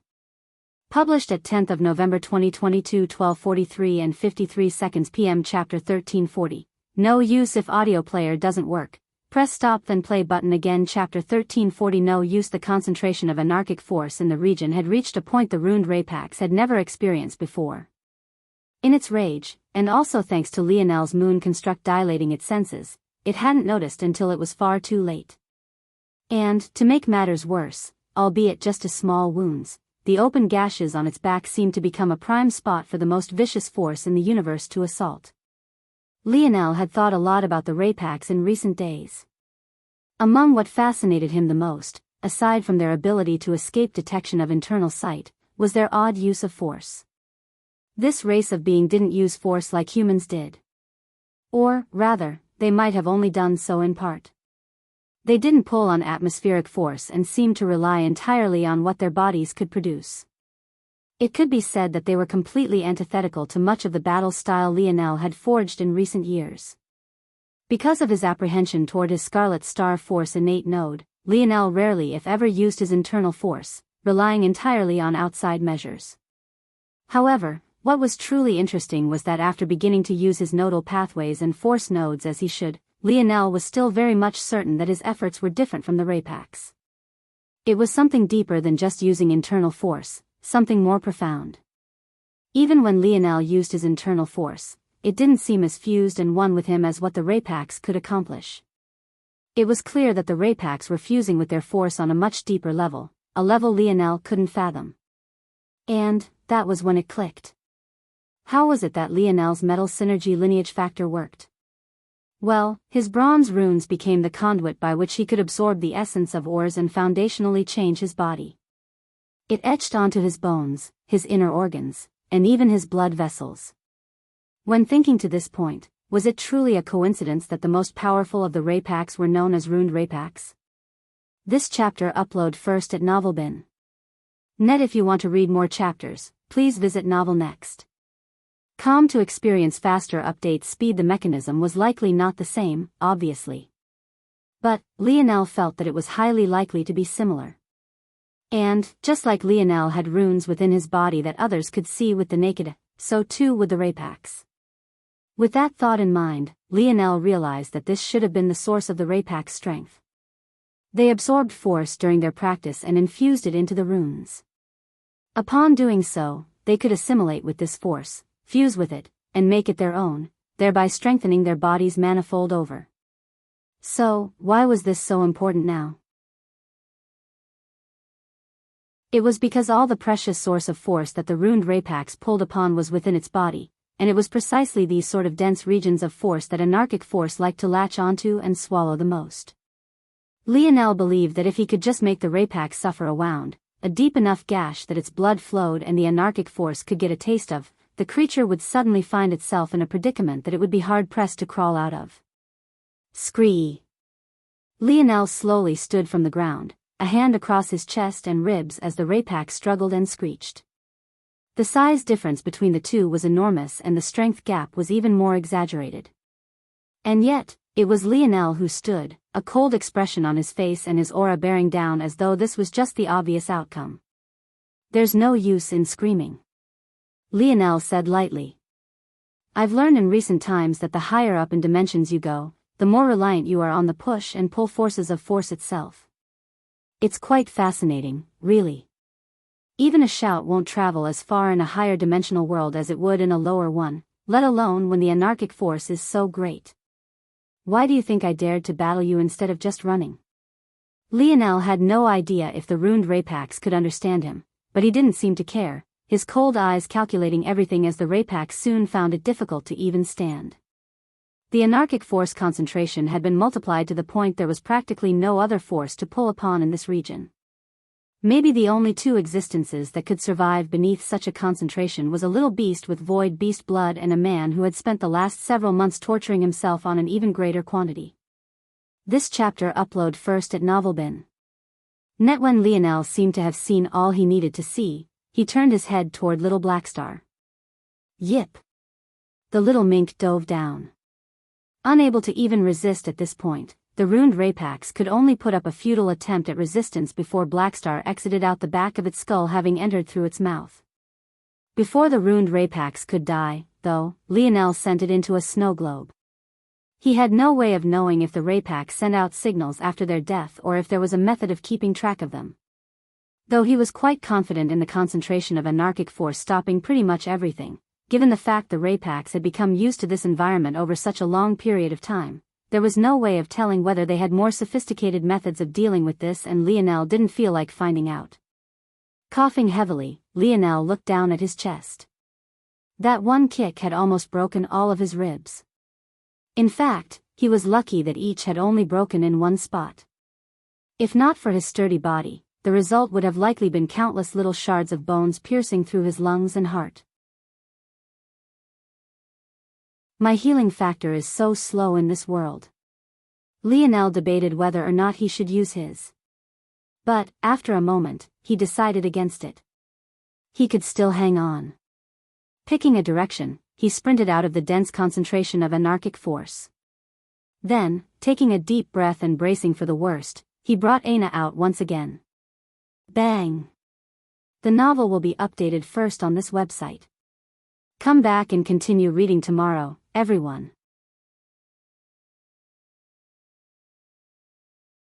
Chapter 1341. Published at 10th of November 2022, 12:43 and 51 seconds p.m. Chapter 1341, Bang. If audio player doesn't work, press stop then play button again. Chapter 1341, Bang. Lionel coughed up another large mouthful of blood. Son of a bitch, he had gotten far too used to seeing this ceiling today. But, he hadn't expected to see it after saving a beauty. This wasn't how the script was supposed to go. Who wrote this bullshit? Unfortunately, it wasn't over. Lionel had hoped that a single strike would be enough to vent her rage, but he had hardly rebounded off of an opposing wall when he found another fist nearing his face. Lionel reacted as quickly as he could, crossing his arms over his head. But, to his astonishment, it had been nothing more than a feint. What looked like a dainty hand, completely dwarfed by the size of Lionel's own, smashed a fist into his chest, sending Lionel into the wall again. The pain wrecked Lionel's body, his partially healed ribs cracking cleanly once again with an audible snap. With how powerful Lionel's body was, every injury he suffered was like metal being snapped in two. Even his muscles themselves were like intertwining steel cords, layered atop of one another with a strength that spoke for itself. The second wave of pain seemed to snap Lionel awake, the helplessness in his gaze vanishing and leaving behind a hidden sharpness. Lionel immediately entered a defensive position, tucking his elbows to the side of his body and raising his fists to opposing sides of his face. Like this, he could finally see the rampaging Aina before him.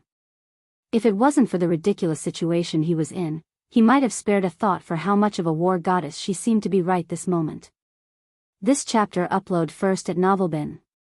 Net. If you want to read more chapters, please visit Novel Next. Com to experience faster update speed. Her tight beast skin clothing clung to her curves, her muscles pulsing with a vibrant power. She released a barrage of kicks and fists, entering a furious berserk state as though she wanted nothing more than to see Lionel beaten into minced meat. Lionel couldn't seem to find a gap to counterattack. Aina's assault was seamless, and even though she rarely used her fists and legs like this, her battle sense didn't seem to take even the slightest hint. In fact, after just a handful of exchange, a glow took hold of Aina's body and Lionel's brow furrowed. Fist force. Suddenly, Aina's attacks became sharper. Lionel realized he couldn't stay on his back foot like this, or else all he would be was a glorified punching bag. Even his metallic body was starting to feel as though it was being kneaded into a soft dough beneath this woman's relentless barrage. He took a strong step forward, taking advantage of his powerful defenses and swinging a punch-out that ignored everything. He just needed to break Aina's rhythm, just enough that he could find a chance to counter. However, he had only just opened up his defenses when Aina's figure seemed to flicker, her fist connecting with his chin as though there was a magnet connecting the two. Lionel felt his head spin, his hook losing momentum. Without dream sense, he couldn't shake his mind awake fast enough and he quickly suffered a shin to his hip mere instants later. Damn it. Aina's violent barrage seemed to leave craters in Lionel's body. He bounced around like a pinball. Every time it seemed like he would escape, he'd find another fist or foot in his path, throwing him back from whence he came. That's enough. This chapter upload first at Novelbin. Net Lionel's roar was like a clap of thunder, however it didn't waver Aina's assault in the slightest. It rolled off her shoulders as though it was never there, but by then, Lionel's gaze had already become a frightening cold. The Aina reflected in his gaze became nothing more than a slab of meat, a simulation hovering within his dream world. Going from the difficulty in calculating a Rapak's next move to the ease of calculating a human seemed to fuel Lionel with a sharper mind. It was like he had just spent years in a low-oxygen environment, only to suddenly have all the air he could breathe at once. His body thrummed like it had been hit with a spike of dopamine, his movements suddenly becoming so sharp and calculated that Aina was forced to take her first step backward. Fists and knees clashed as though cinder blocks. It didn't sound like the resonating echoes of flesh and bone. Rather, the two were like machines of war, commanding their mechs to leave devastation in their wakes. What Lionel lacked in battle prowess, his mind made up for in spades. What Aina lacked in calculative ability, her innate senses and reflexes covered for several times over.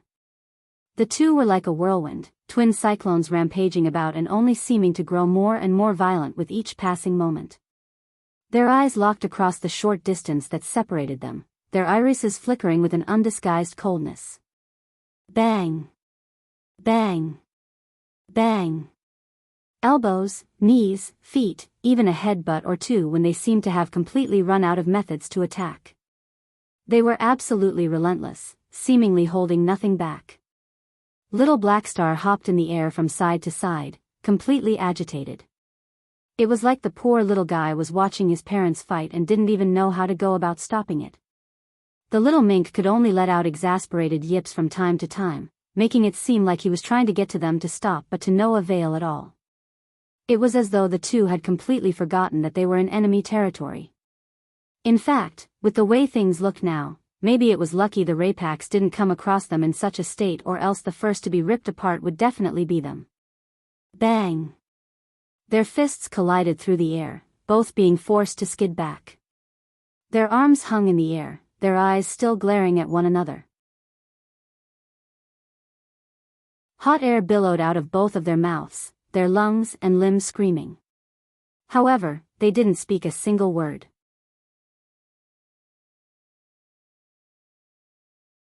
Chapter 1342. Published at 10th of November 2022, 12:43 and 49 seconds p.m. Chapter 1342. Familiar words. If audio player doesn't work, press stop then play button again. Chapter 1342. Familiar words. Little Blackstar was caught between relief and panic. Even though the constant barrage had finally come to a stop, the little guy was emotionally intelligent enough to know that things wouldn't just end with that. Maybe the two had only stopped at this point because past this was most definitely a state of no return. Their stamina already seemed to have taken a large hit. If they went any further, they really wouldn't be able to deal with any danger that came. I should have done this years ago. Aina spoke coldly. You must think I'm really afraid of you. Fool me once, shame on you. Fool me twice, and clearly it's because I've been too easy on you. Lionel's lip twitched. This woman seemed to have entered a demonic mode. I promise you this. Every time you do this to me, I will beat you until you're completely unrecognizable. Last time I just ran away and apparently that made you think me to be soft. It won't happen again.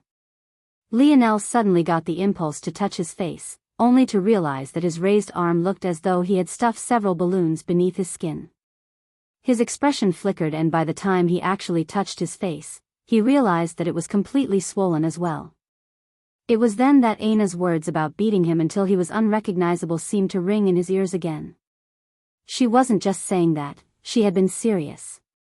Her control of her strength was so great that her every punch, kick, knee and elbow managed to generate the greatest damage to his flesh, resulting in these exaggerated bruises all across his body.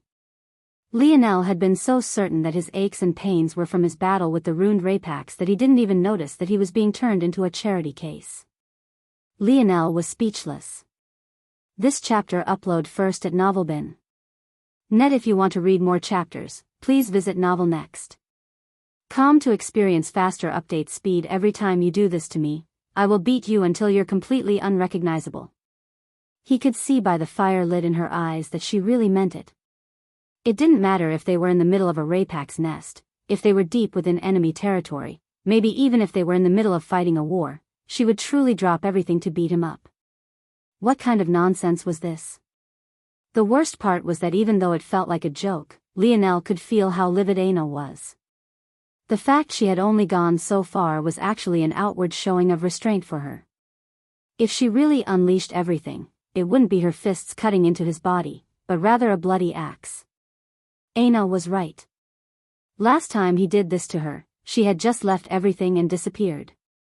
This time, however, it seemed she had taken a different approach.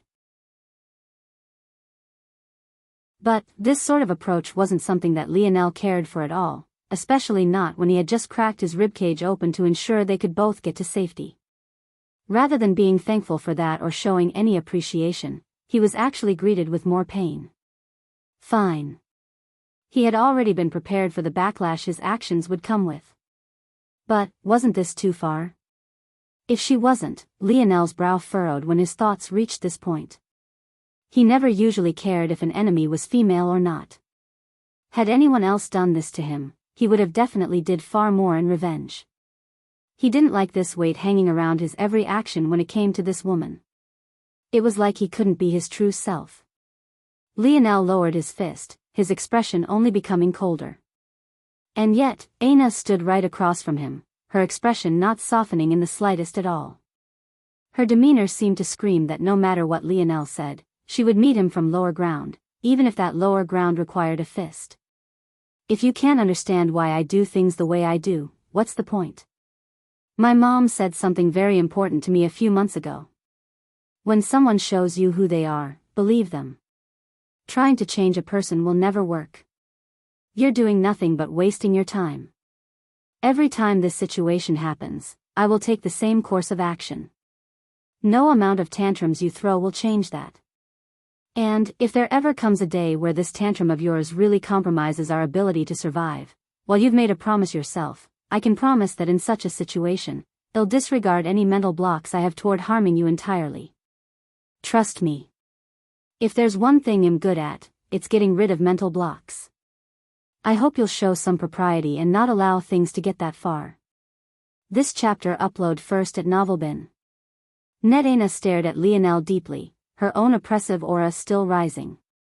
Even the earth seemed to rumble beneath her. I can promise you if that day really does come, I won't hold back either. If you think you're the only one holding back, you have another thing coming. My axe won't show mercy. Lionel's brows furrowed, his frown deepening. After a moment, though, his expression completely relaxed, a detached sort of appearance being all that was left. If that's how things are, then it's better for us to go our separate ways. I can't have a liability who can't understand how I see things by my side. You'll be nothing more than a ticking time bomb. Aina sneered. Understand how you view things? What about how I view things? The only thing that matters is my final decision. If you can't trust me to make it, then you might as well go call someone else king. Lionel's voice boomed, a wild violet aura raging around him. The oppression of his mind's coercion seemed to stream forward like a raging tide, a tsunami that only seemed to grow taller with every passing moment. However, Aina's rage somehow still seemed more palpable. Her hair fluttered wildly, her canines seeming to grow a measure as her irises sparkled like drops of ambrosia. A king also knows when to listen. You keep talking about trust this and trust that, but all you really want are blind followers that will both do everything you ask them to do on a whim, and yet also allow you to take control of everything at the same time. You keep asking me to have trust in you, but where's your trust in me? What's the point of building a kingdom if all you want to do is fight on your own? Do I look like a fragile flower to you? You're a hypocrite. A fucking sociopathic hypocrite. Lionel froze.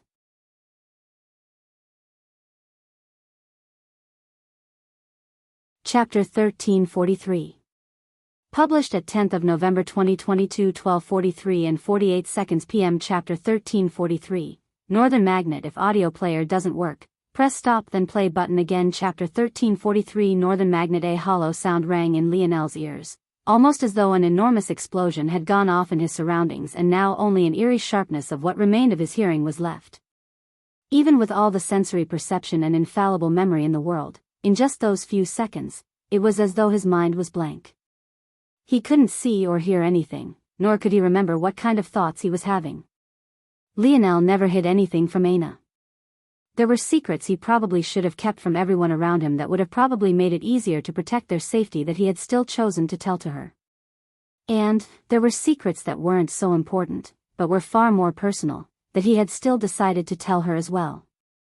But there were two things Lionel had never told Aina. Whether consciously or subconsciously, he never even began to express them. It was hard to tell if he had done it on purpose or if it was a sheer coincidence that he never got around to doing so. But one was hard-pressed to believe that two such important things just happened to be matters that Lionel didn't get around to telling someone he usually told everything about. The first was Lionel's true status as a dark prisoner. He never explained anything about his evaluation as a child, how this had estranged him from the Fox family when he might otherwise have grown up with a fine relationship with the royal family, or how Lionel had taken his place. The second, though, was related to the specifics of that night after Aina was forcefully teleported to Terrain. And how that night. The words Aina had just spoken were the exact words James had said to him that day. These were two memories that Lionel had long since buried deep within him, and with his control over his mind, he never thought about them. Unlike a normal individual who might stumble onto such thoughts from time to time and suddenly find themselves flashing back to that day, Lionel was completely different. It could be said that since those events happened, this was maybe only the first or second time he had thought of them. This chapter upload first at NovelBin. Net. If you want to read more chapters, please visit Novel Next. To experience faster update speed in that moment, he couldn't seem to escape it. Without access to Tier 4 of his ability index, he couldn't control the facets and knobs of his mind as easily as he could before, resulting in a relentless flood that bombarded his thoughts and threatened to turn his brain to mush. He could suddenly remember everything about that day. The devastation of the artillery shells that had fallen around them, the screams of women and children who were caught in the crossfire, and even the light reflected in James' eyes when he said those words, his father's gun still held to his temple. Are you sure that you want me to kill him? Lionel could remember looking deeply at James, still very much wanting his deductions to be wrong. Maybe it was a coincidence that the man holding a gun to James' head was so tall. Maybe the resemblance they shared was overblown by him. Maybe he had overestimated the strength of James' great energy shield ability and underestimated the power of a bullet. Maybe, just maybe, his best friend of over a decade wasn't trying to drag him toward his death. Just maybe. Just maybe he was wrong, for once. However, his mind was too sharp. He could see that change in James' expression immediately. He could feel his best friend's heart skip a beat even under the influence of all the noise. At that moment, he knew. He knew that the friend he had come to know was gone. I'm disappointed. I really took you as my closest friend. Lionel had meant those words more than anything. James was his closest friend, his best friend, his brother. Their personalities were hardly anything alike, but they were inseparable. It was the kind of relationship that Lionel couldn't explain even if he tried. This chapter upload first at Novelbin. Net if he was honest with himself, maybe James had just as much to do with his moral code than any of his father's teachings had. Being drilled again with the importance of respect and persistence was nice, but there were so many ways to interpret those two words. Who deserved respect? What kind of goals were worth being persistent in the face of? The answers to these questions was probably more important than the mantra themselves. If Lionel's father had been his compass, James had been the magnetic pole that wrenched him northward. This wasn't because James was so morally superior. In fact, James was an asshole, not much unlike how Lionel's father had been in his youth. He used women like rags, he didn't care enough to pay much attention in school, he put no effort into anything because his family was rich and famous, and he hadn't hesitated to attempt to betray the hopes of dreams of a team filled with his brothers for his own selfish goals. There was nothing about James that screamed moral direction. But that was ironically the very reason why he was so profoundly important to Lionel. Despite his flaws, despite how seemingly worthless he was, despite how by every observable metric that decided human value according to society labeling him a net negative, Lionel had always loved him. James had always been his brother. The first person he told about Aina, the only person who knew how much he hated playing quarterback, the only person who knew what was hidden behind his perpetual charismatic smile. To most others, James was worthless scum. And yet to Lionel, he was invaluable in a way that was just impossible to explain. And if even someone like James could hold such supreme value to him, then who was he to cast judgment upon the worth of anyone else? But, bullshit. James suddenly roared. You pretend to care about so many things, you pretend to be kind-hearted, but all you really care about are things ending up exactly like you want them. You don't like killing only because you don't want to deal with the guilt. You don't like playing football only because you didn't get to choose it. You only want to do things your way and nothing else matters. The novel will be updated first on this website. Come back and continue reading tomorrow, everyone.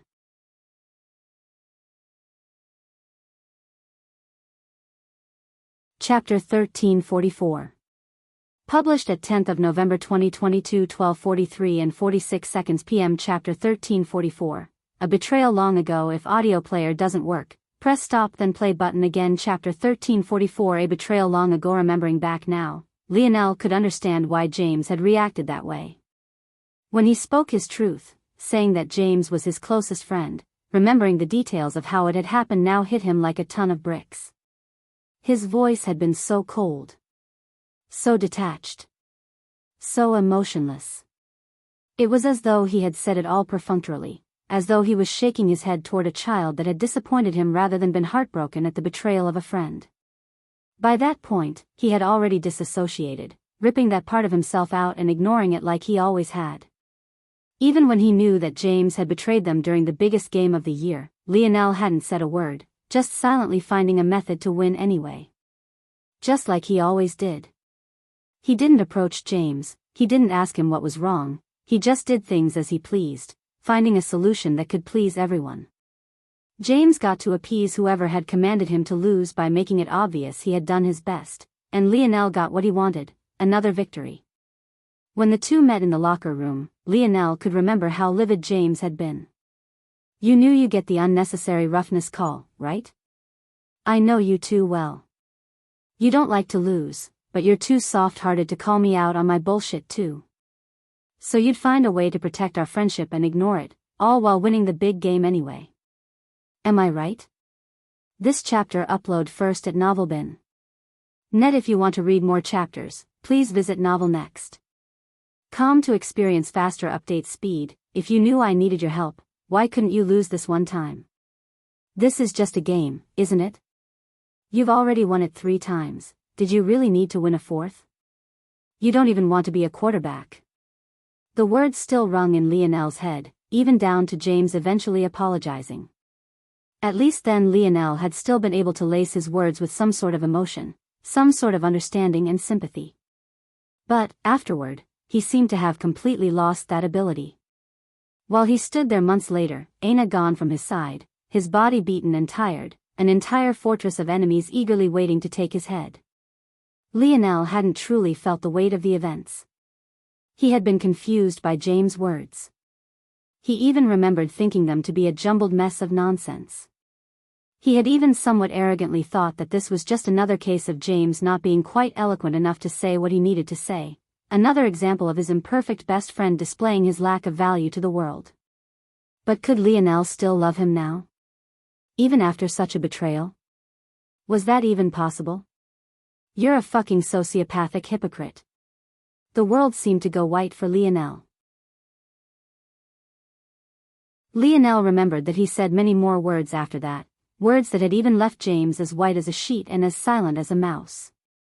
But, in his ears now, those words seemed to ring hollow. Leaving James speechless wasn't a feat. Hadn't he arrogantly proclaimed that his so-called best friend wasn't very good with words to begin with? It was ironic. He loved James like a brother, and James could be said to be the very reason he didn't become the sort of person who could treat human lives like weeds. And yet, in order to come to that conclusion to begin with, hadn't he needed to assign some value to James? Didn't he need to mark him down as someone worthy or unworthy? Make a list of his deficiencies before deciding whether or not he was still worth loving or not? Whether he was still worthy of being his friend? This chapter upload first at Novelbin.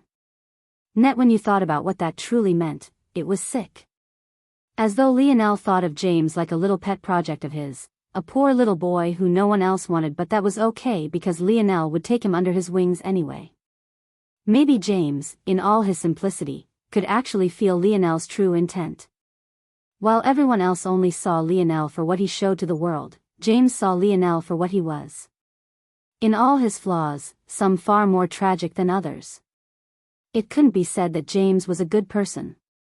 It was the direct opposite, in fact. He had put his own selfish desires above even the safety of Lionel's life. Maybe he had told himself that he would be able to use his influence over his father to ensure that Lionel would live even after being caught. But that would have been nothing more than a coping mechanism for his own cowardice in being unable to stand up to his own father. However, this had only made it easier for Lionel to ignore his own flaws. James was the only person who knew him so intimately, the only person who understood how his brain worked and how he saw the world. Even if James couldn't put it into words, how would he have felt knowing that he was just another calculation to Lionel? An odd quirk in an otherwise logical world that Lionel was so fascinated by that he just had to keep him by his side? Maybe James wouldn't have been able to express exactly that in words, but he would have felt it. That sort of lingering inferiority. The kind that cast the mind into a perpetual, endless darkness. The very same kind of darkness he couldn't escape from in his own family and father. It probably would have felt to James that the friend he thought would always have his back had betrayed him long ago. That what they had built their friendship upon was nothing but a bed of lies that Lionel had concocted. Everything seemed to hit Lionel all at once. Like a rushing tsunami, it crashed into him, burying him deep. He suddenly found that he couldn't breathe, his face turning blue and his body suddenly not functioning properly anymore. Everything wanted to shut down around him.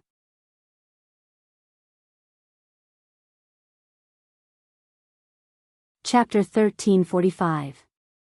Published at 10th of November 2022 12:43 and 45 seconds p.m. Chapter 1345. Semantics. If audio player doesn't work, press stop then play button again. Chapter 1345. Semantics. How long had it been since he had access to Tier 4 of his ability index?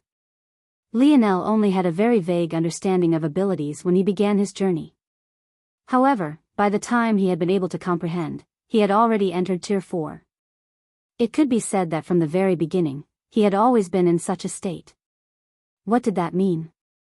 It meant that since the very moment Lionel had awakened his ability, he had gained with it a perfect sort of control over his body that extended to his mind.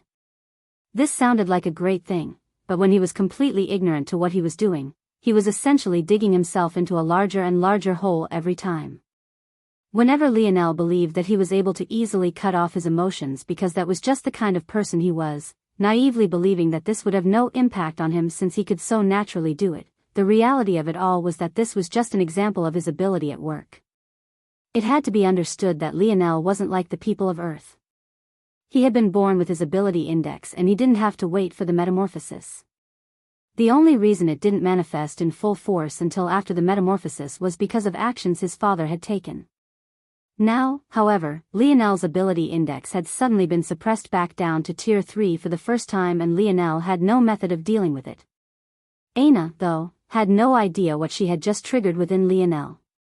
Though it felt like a long time and that going through such a long list of memories had taken forever, the reality was that even after dropping down to Tier 3, his thinking speed was well beyond the imagination of most. It was to the point where Aina was still in the middle of speaking even after his body seemed to have hit a wall. I don't know why it's so difficult for you to understand. I know I was wrong in the past to make you want to stay away from danger, but can't we at least compromise? Is it so impossible to meet in the middle for you? Why can't we just fight together? That's not even the point. I wouldn't even mind if you had a plan that I couldn't be a part of, a plan that you know I'd be detrimental to. But would it be impossible for you to communicate that? Why are you so stubborn? Do you really see everything you go off and do on your own as heroic and protective? I don't see it that way at all. It's demeaning. It's like you can't be bothered to trust no one other than yourself because no one could possibly touch your lofty existence. This chapter upload first at Novelbin. Net. If you want to read more chapters, please visit Novel Next. Com to experience faster update speed. Aina's chest heaved, her gaze a furious shade of gold. But it was right then that Lionel's figure stumbled, his hand involuntarily reaching for his chest and his face becoming a ghastly shade of blue. In order to maximize his efficiency, after learning the full extent of what being in Tier 4 meant, Lionel began to push himself past normal limits.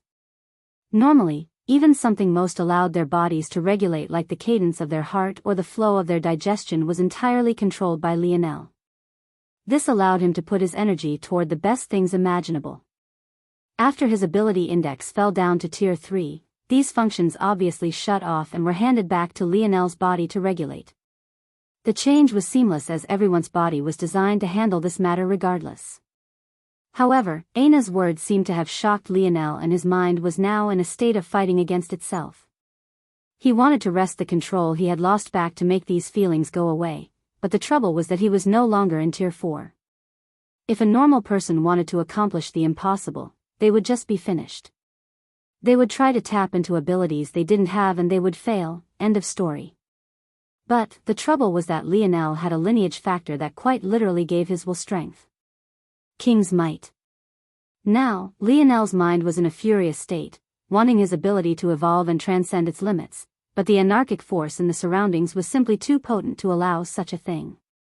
This sort of tug of war caused Lionel's body to completely shut down. His blood stopped flowing, his heart stopped beating, even his brain itself seemed to want to close up shop. Lionel? Lionel. Aina's expression warped wildly as she dove forward, catching Lionel's head just before it smashed against an opposing stone wall. But she was immediately shaken when she felt just how cold his skin was. If there was one thing that Lionel was perpetually, it was hot. His fire affinity was so high that this was undeniably the case, there was simply no escaping it. Lionel's body went rigid before everything suddenly loosened. His skin and face went completely blue, his lips following soon even as the whites of his eyes bulged with red blood vessels behind their lids. This chapter upload first at Novelbin. Net. Lionel. To Aina's horror, Lionel's heart actually wasn't beating at all. She immediately used everything she had learned as a 5-star medical professional of Earth, laying him down and beginning CPR, but it felt that no matter what she did, it wouldn't matter. Aina's face was filled with panic. She could have never drawn the conclusion that her words had caused this, so she immediately thought that it was because she had fought Lionel. The ruined Rapax must have left behind more severe wounds than she thought and her subsequent fight with Lionel must have triggered them. The guilt was enough to overshadow her world entirely, tears beginning to stream down her face completely outside of her control. Yip. Yip. An anxious little black star dove down from the air, pulling at Lionel's hair in hopes of waking him up before furiously licking at his cheek. Right then, something within Lionel snapped, his body convulsing. Lionel's eyes suddenly shot open, a blinding light beaming out from them as a force art more complex than words could describe began to revolve within them. In an unknown corner of the dimensional verse, a handsome middle-aged man yawned, shifting his glasses upward as he scratched his ass. At that moment, he looked upward, his mouth still open in mid-yawn form before he shook his head. Aya, that brat of mine is always ruining my plans. What is that, twice now? Why can't you just follow the normal schedule I so painstakingly drew out? You're going to make this old man seem incompetent. Ah, whatever. I have an excuse to see my beautiful wife again so soon. Hopefully she doesn't make a fuss about it being an avatar again. I'm trying to save the world here. It can't be that such small semantics is going to make a hero like me go without sex, right? Velasco tossed an odd ball of force casually, and yet it shot off into the distance, disappearing over the horizon near instantly.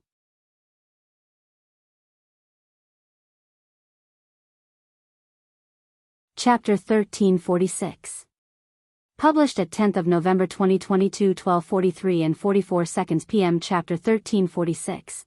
Worse than changing diapers if audio player doesn't work. Press stop then play button again. Chapter 1346. Worse than changing diapers, Lionel.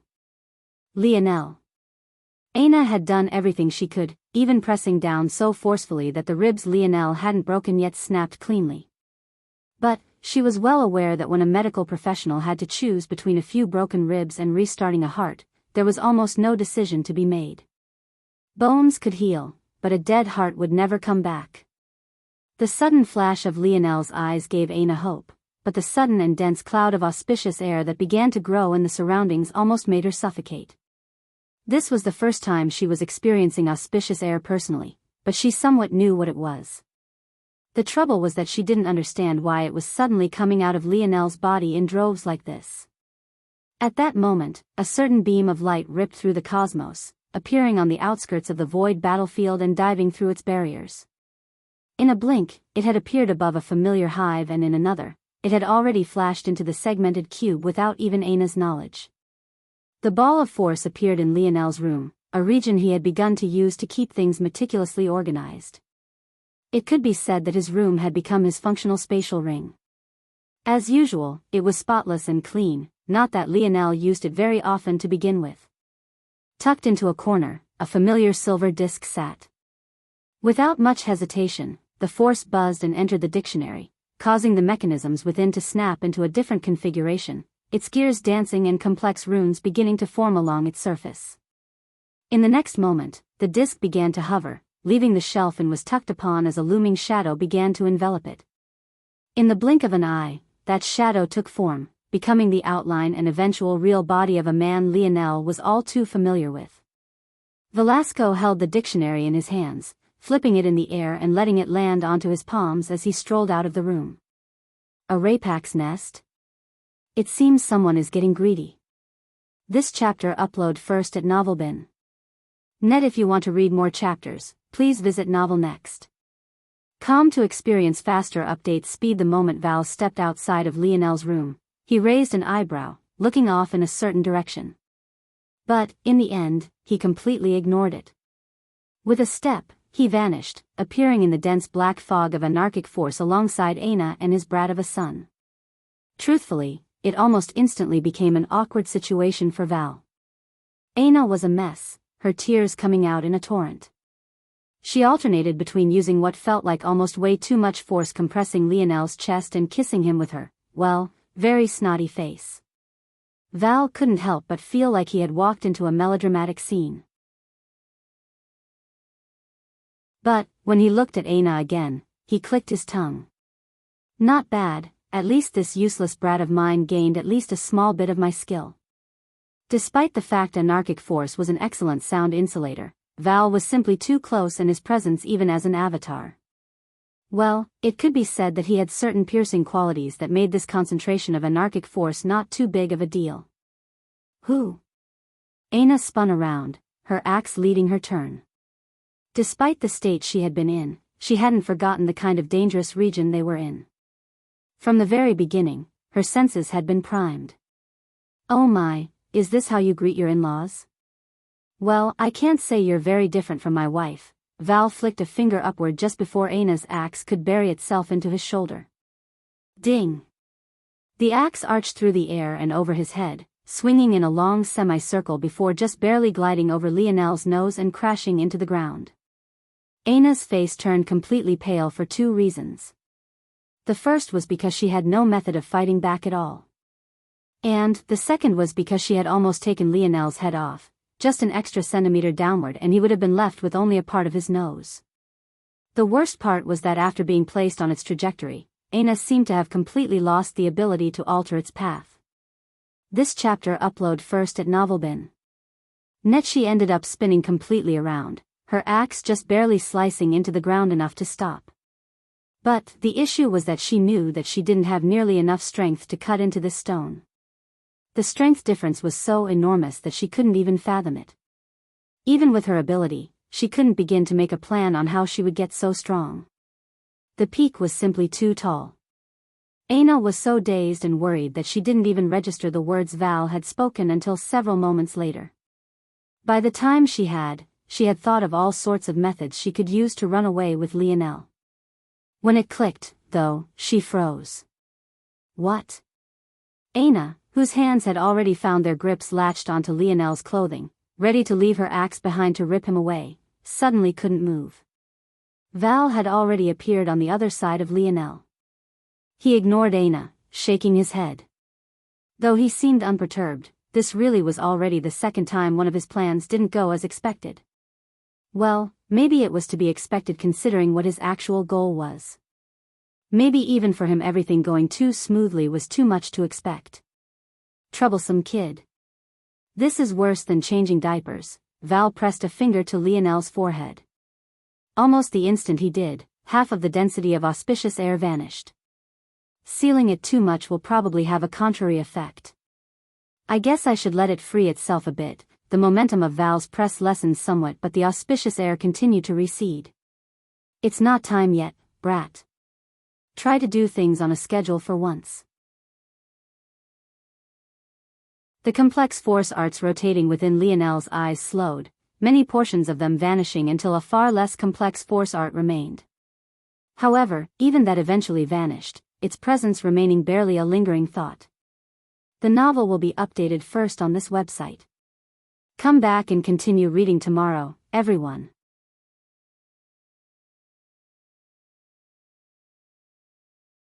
Chapter 1347. Published at 10th of November 2022 12:43 and 43 seconds p.m. Chapter 1347. At best, if audio player doesn't work, press stop then play button again. Chapter 1347. At best, slowly, the odd aura around Lionel seemed to recede. Eventually, even the natural color of his skin returned. It was obvious at a glance that this wasn't because his issues had been resolved, but rather because, for some odd reason, his ability index had returned to Tier 4, allowing him control over his body again. Val stood up and stretched. With a flick of his finger, he sent the dictionary back into the segmented cube and yawned. Welp, I'm going to go and see my wife now. Bye. Val began to stroll away without a care in the world. But such casual actions left Aina baffled. That was it? He was just going to leave just like that? W8. HM. Val turned back, looking down curiously. Lionel. What's wrong with him? Val blinked, looking toward his son. His mind is imbalanced. It's not entirely his fault. It could be said to be mostly mine. But, due to certain reasons, things need to stay this way for now or else the consequences will be even worse. Aina's expression sank. Then. Nothing's changed. From what Val said, it sounded like it was Aina's words and not her actions that had caused this. This didn't change the guilt she felt much at all. If it wasn't for Val's appearance, Lionel would have very likely died here, and she was having a hard time reconciling with that fact. But, if nothing had changed and Lionel had only gone back to his baseline, that made things even worse. That meant that he had suffered like that for nothing. Even though Val's previous words seemed to imply that he would grow stronger, that wasn't something Aina cared about. She was more worried about Lionel's mind and his psyche from here on. What would she do? This chapter upload first at Novelbin. Net. If you want to read more chapters, please visit Novel Next. Com to experience faster update speed. Val hummed. That would depend. Anyway, try not to die. Val tried to leave again, but he was once again stopped by words Aina spoke. Given his usual temperament, he would have likely dashed away and pretended not to hear anything. But, given Aina's unique status, he guessed that he should probably be a bit more patient. He had heard his son talk about this girl for years, and this was the first time he was meeting her. Why? If you're so powerful, why put him through this? Val scratched his chin, pursing his lips a bit. Truthfully, he wasn't very much of a fan of explaining himself. He was usually right anyway. What was the point in getting the opinions of other people? Well, there was one woman who always forced him to explain himself anyway. Would he really get a daughter-in-law like that too? How much had he sinned in a previous life to deserve this? The world isn't as simple as you think it is, little girl. My real body isn't so free to do as it pleases. Though, I wasted 17 years raising this brat who keeps giving me more trouble every other day it seems. You know, that's not how the script is supposed to go. I was supposed to be the father that vanished after his birth, but a certain annoying family actually deemed to. Forget it, there's no point in talking about all this. All you need to know is that these matters aren't so simple, and if I don't do certain things, you two wouldn't get the chance to be two snotty-nosed brats making out in a rapak's nest. Aina's face turned a furious shade of red. Making out? She had been clearly performing CPR. How had it been twisted under the words of this man like this? Thinking back to all the things Lionel had told her about his father, Aina realized that he hadn't exaggerated at all. This man really didn't act his age, and apparently, he also didn't act in line with the power he had. Still, seeing that he was being so vague and not answering much of anything, Aina also understood that there wasn't much of a point in pressing. If Val had wanted to explain, he would have. Seeing Aina lower her head and fall into silence, Val sighed. He had grown soft, it seemed, feeling bad about such meaningless things. This was what happened when you had a wife and kids, your edge vanished. Eventually, this would come back to bite him. All right. Val waved his hand and a strong suction force formed. This chapter upload first at Novelbin. Net. The segmented cube, still in its finger-wrapped form, flew into his hands. I know you're awake, stop throwing a temper tantrum. Leave me alone. You son and father pair are just the same. Me? The same as this brat? Can't you see how much more handsome and suave I am? If he gained 10% of my skill it would be his blessing. Aina's lip twitched. Bah. Leave me alone. I need to rest. Yes. You can rest, just give me a rundown of what's been happening. Skip anything too unseemly. I don't want images of my son's poor performance in bed running through my mind. I have enough bullshit to deal with. Aina suddenly wanted to find a hole to bury herself in. Couldn't this man be more subtle? Where was the sense of propriety? Her face became like a shimmering lantern of red. She fixed her gaze to the floor, biting her lip. Val's gaze went blank for a moment as a subtle pulse of energy wafted out from the segmented cube. But, just as quickly he snapped back to reality. I see. Alright, easy fix then. Anastasia, siphon away some of my strength. Make a barrier of about level 2 strength around lab 1. Fine. Val flicked a finger and the segmented cube zipped back onto Lionel's finger. Finally, he looked at Aina. You want to fix him, right? Simple. When he wakes up, tell him that he can forget about his little king role-playing game until he can break that barrier.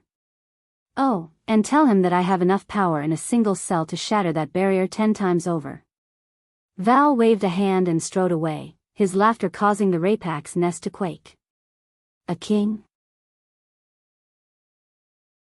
What a joke. Your old man's still alive. At best, you can be a little prince.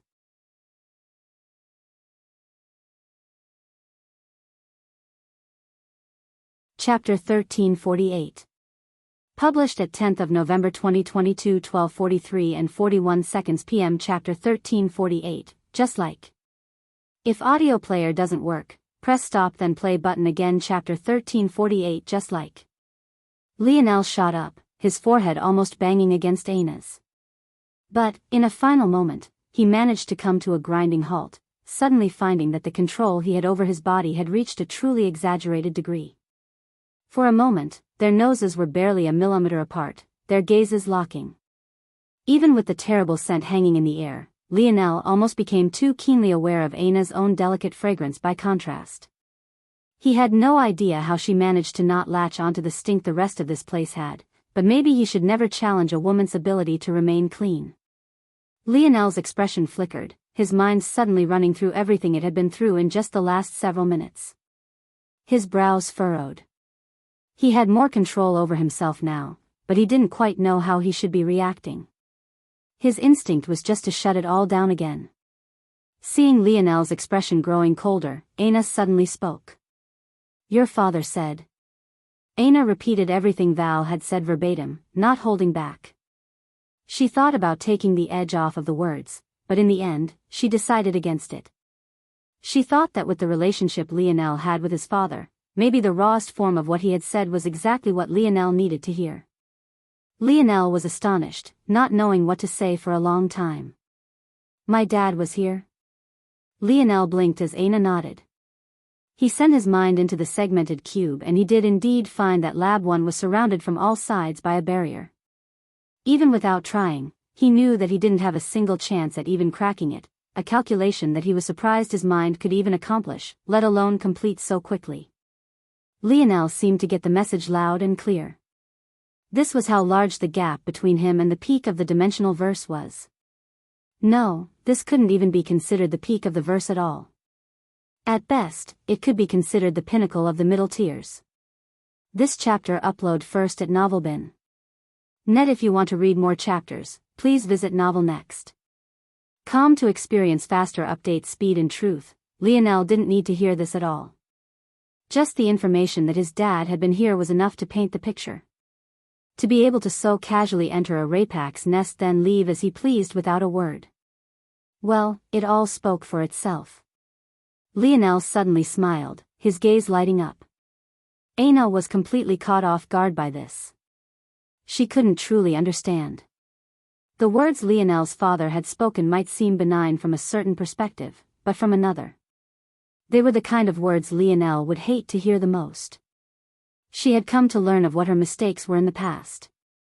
She didn't give Lionel the support he needed even though he had always been there for her. This was why she had resolved that no matter what happened between now and the future, she would always be here. Her fighting it out with Lionel didn't mean she had already given up on this. It was just her way of showing that she had no intention of giving up on him. Maybe it wasn't the perfect method, but they were ultimately still young and she had spent most of her life without a normal range of emotion. It had been the only way she could think of to force Lionel to see her perspective. Ironically, though, it had ended up being her words that triggered all of this, but that only made it all the more baffling. Everything about Val's words had been a culmination of everything Lionel hated. His father's words had doubted him, belittled him, and even put him in his place without care or reserve for his face. So, why was it that Lionel was grinning and laughing? Anna hadn't been nearly as harsh when she said similar things. She had only warned Lionel that the dimensional verse wasn't the kind of place that could be underestimated. She didn't want him to put his life on the line just for the sake of saving people he didn't even know.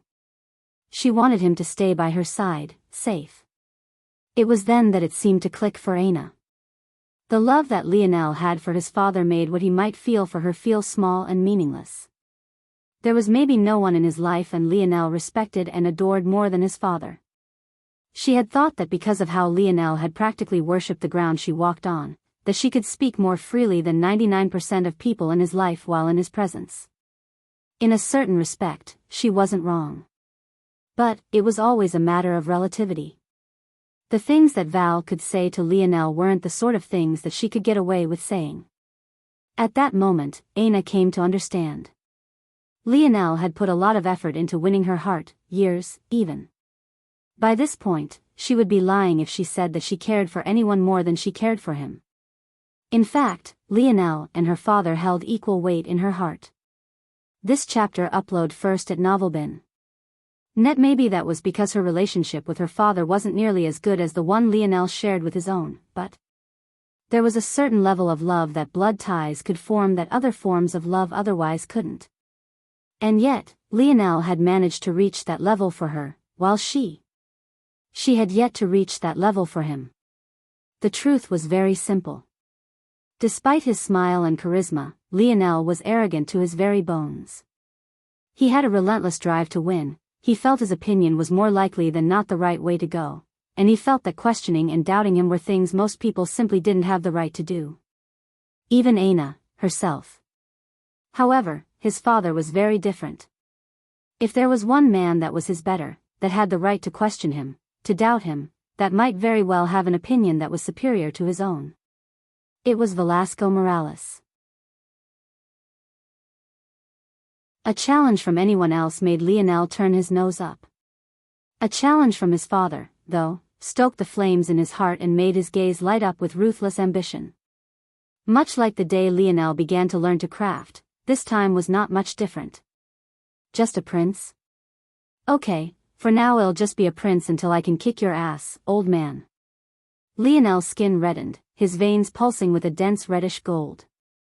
A singular rune floated within each one of his irises, his blood rushing throughout his body. In that moment, he became keenly aware of just how close Aina's nose was to his own. His fiery gaze met hers, his elevated heartbeat seeming to resonate between them. Aina's skin flushed red, looking away and pulling back slightly. Something about Lionel's eyes made her feel like a deer in headlights. But it was precisely because she did this that she didn't react in time to a pair of lips pressing onto her own. Somehow, it felt just like the first time.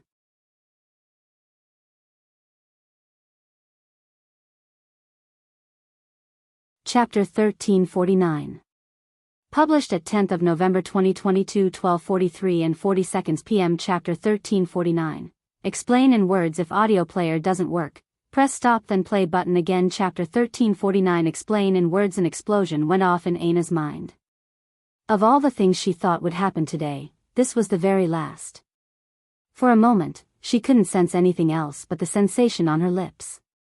Her heart fluttered, her blood ran hot, and her lower belly pulsed with an odd feeling she would have trouble putting into words.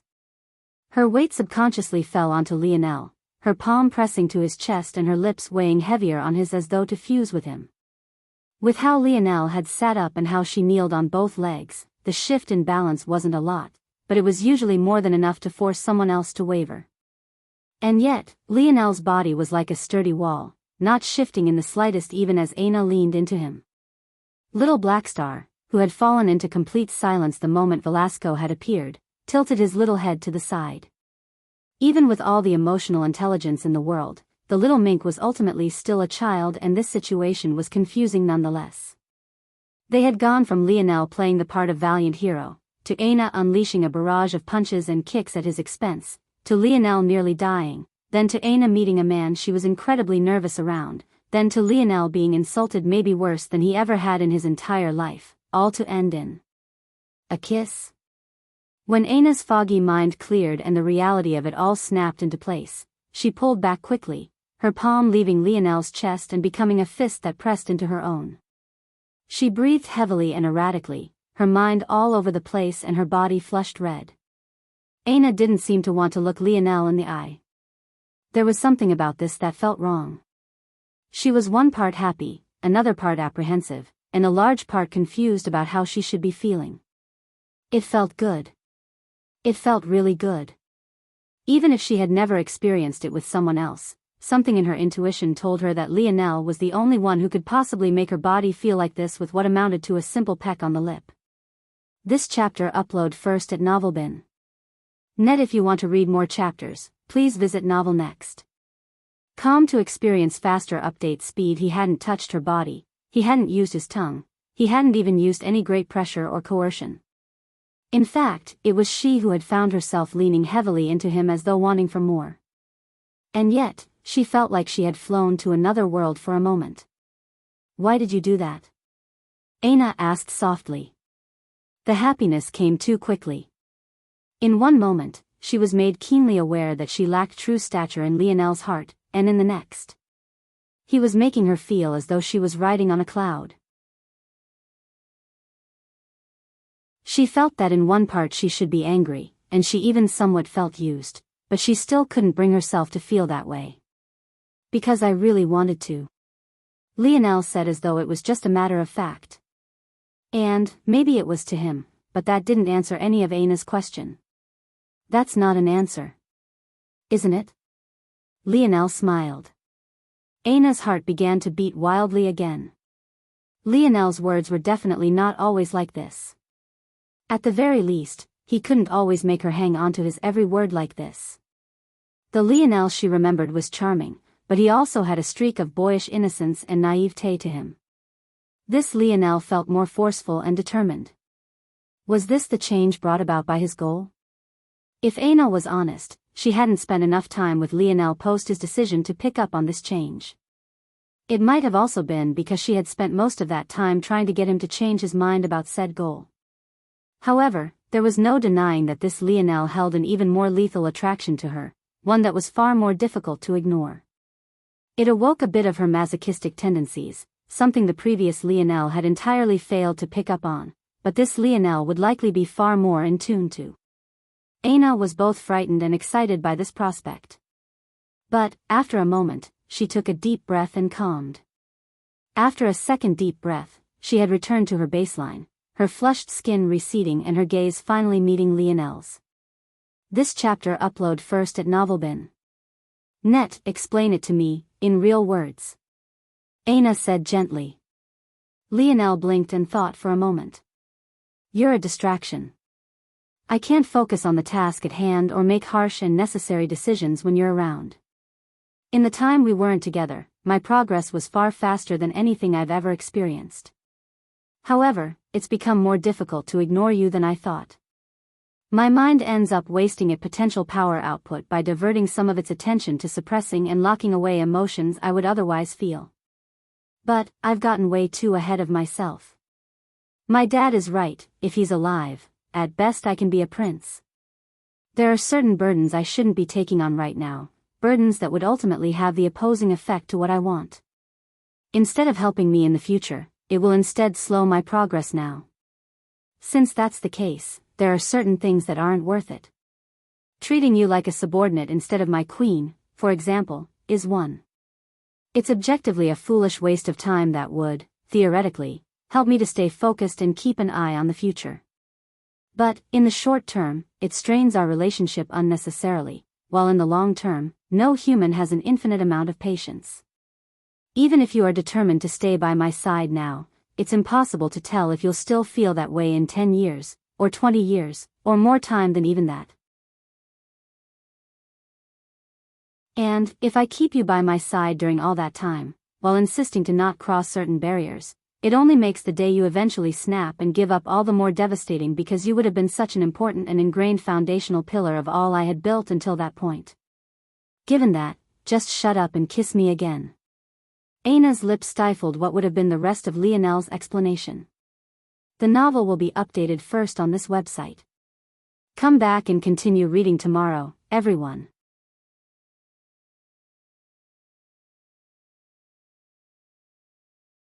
Chapter 1350. Published at 10th of November 2022 12:43 and 38 seconds p.m. Chapter 1350. Weird Mind. If audio player doesn't work, press stop then play button again. Chapter 1350. Weird Mind. Aina had realized something very important. The weight of Velasco's words, to Lionel, weighed more than anything else. If Aina had known what Velasco had said to Lionel months ago, she would have realized even more so how true those words were. Listen kid, I always told you women were complicated.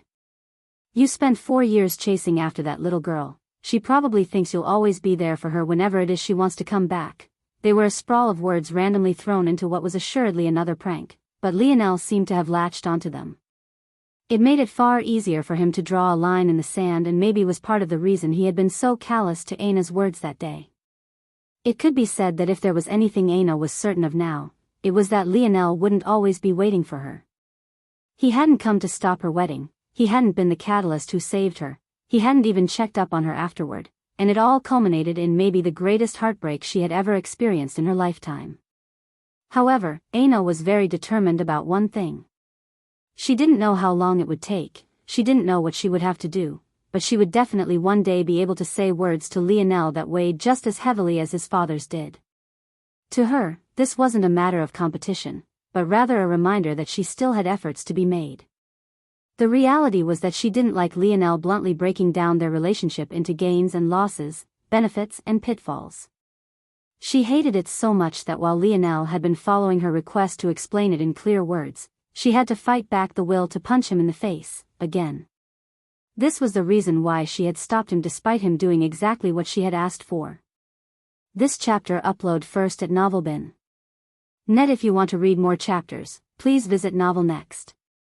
To experience faster update speed. However, she understood that this was truly how Lionel saw things, even if she couldn't quite understand. Maybe his method of courting her in the past, his perpetual smile, his following her every step and action, had never really been him. That Lionel was always the version of himself he had thought she would want. It was the very same naive stage every young man went through, chasing after the woman of their dreams. They made the very false assumption that the best course of action to take was to simply comply with all of her wishes. She would definitely like you then. Unfortunately, this couldn't have been further from the truth. Of course, Lionel hadn't taken such action to an exaggerated degree. But he had most definitely let Aina mold many of his thoughts and tendencies, even to the point it only took him a few days by her side to ignore how much he hated the way she viewed killing.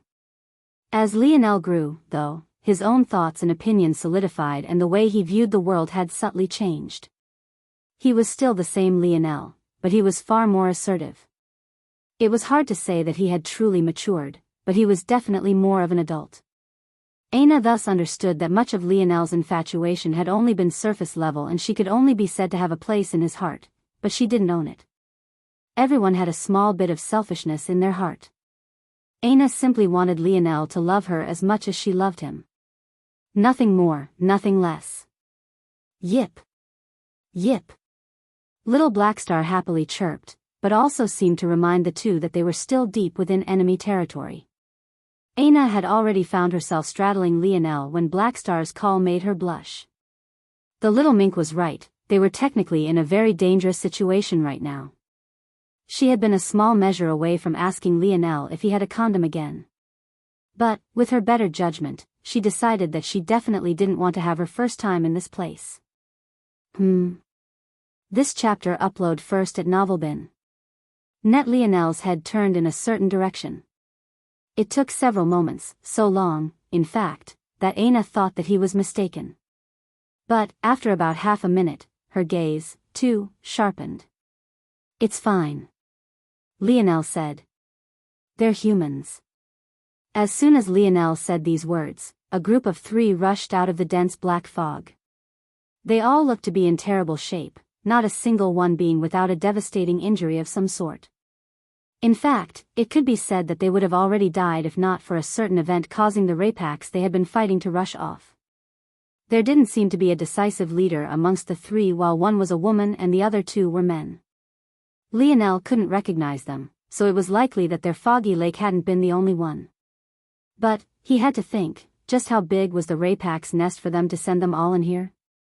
With all the sectors there were, and there being at least 3 golden tokens to each, there had to be many that qualified for this trial. When they 3 spotted Lionel and Aina, though, their lips couldn't help but twitch. Lionel's back was reclined against a wall as he sat on the ground. Aina, though, had straddled his waist, placing both palms on his chest. Even though they both had serious expressions on now, there was no doubt about what they must have been doing before, especially since Aina's short beast skin skirt threatened to roll up her thigh and past her bottom. The 2 young men couldn't help but gulp, causing Lionel to raise an eyebrow. Seeing this, Aina almost couldn't help but giggle. Like the flip of a switch, Lionel had gone from not caring to if she got married to someone else to suddenly being prickled by looks that ultimately couldn't see anything anyway. She was suddenly fascinated by how Lionel's mind worked.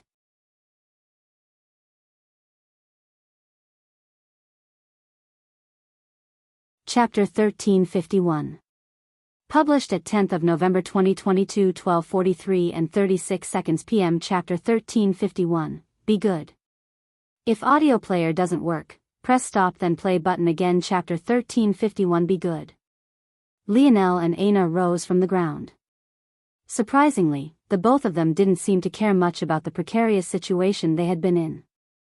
Aina simply picked up her enormous axe as though nothing had happened. Yip! Yip! Little black star dove into Aina's chest, causing her to smile. It seemed that little guy was even more excited than she was. But, of course he was, he had finally gotten his favorite bed back. The three youths frowned. They were suddenly acutely aware that Lionel and Aina weren't injured in the slightest. Lionel's bruises and lumps had already healed along with his cracked ribs. Aside from a small bit of dried blood that touched his body here and there was nothing else. As for Aina, she was even less injured, having been stowed away for their only major fight, a bone she had yet to finish picking with Lionel. Lionel looked over the three youths. In truth, he had no intention of taking on burdens, and it would be more difficult to avoid detection if he took 3 people with him.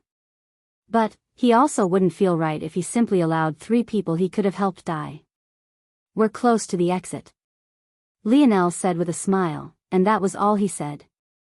He had realized already that the method he and Aina had been taking was correct. They ruined Raypax hadn't been luring them incorrectly, but it was rather a problem of the fact a Raypax would obviously be more familiar with their nest than Lionel could possibly be. So, when the ruined Raypax realized what they must want to do, cutting them off before they could reach their goal was child's play. Luckily, this meant that they were still near the entrance, or rather exit, nonetheless. However, whether it was safe passage to take or not was a different matter entirely. Lionel turned and began to walk away with Aina by his side. The trio looked at one another, frowning. They weren't sure if Lionel's words were true. They had only come to this place because they were running away. They hadn't been paying attention to where they were going. This chapter upload first at Novelbin. Net. If you want to read more chapters, please visit Novel Next. To experience faster update speed. The lack of injuries on the pair and their nonchalance seemed to scream that they were powerful. But was it really possible to leave this nest without so much as an injury? They were all absolute geniuses in their own right. They didn't believe that the gap between them and someone else could possibly be so wide. So, could it just be that they had gotten lucky and didn't come across any enemies? Forget it, it doesn't matter. We have no idea where we're going anyway and would have to just randomly pick a direction. We might as well see if they're right about the exit. One of them spoke. Lionel didn't look back when he felt them being followed. He had already done his part. Whether they chose to follow him or not had nothing to do with him any longer at that point. As Lionel had expected, after splitting down just one more tunnel, the wind shifted and the air became slightly cleaner. After traveling several hundred more meters, Lionel came to the edge of a corner and came to a grinding halt. Aina stopped right behind him and Little Black Star grew quiet. Following their lead, the three also came to a pause. Lionel closed his eyes, his brows furrowing. There was nothing there. No guards, no sentries, nothing. He couldn't sense any force arts, no traps, and even the flow of force didn't have anything wrong with it. There wasn't even something as simple as a door, it was just opened wide to the expanse of what Lionel assumed was the void battlefield.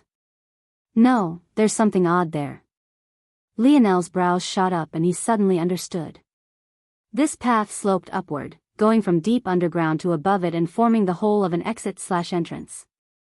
However, on the opposite side, there was actually another entrance. It wasn't just that, there were entrances surrounding this one entirely.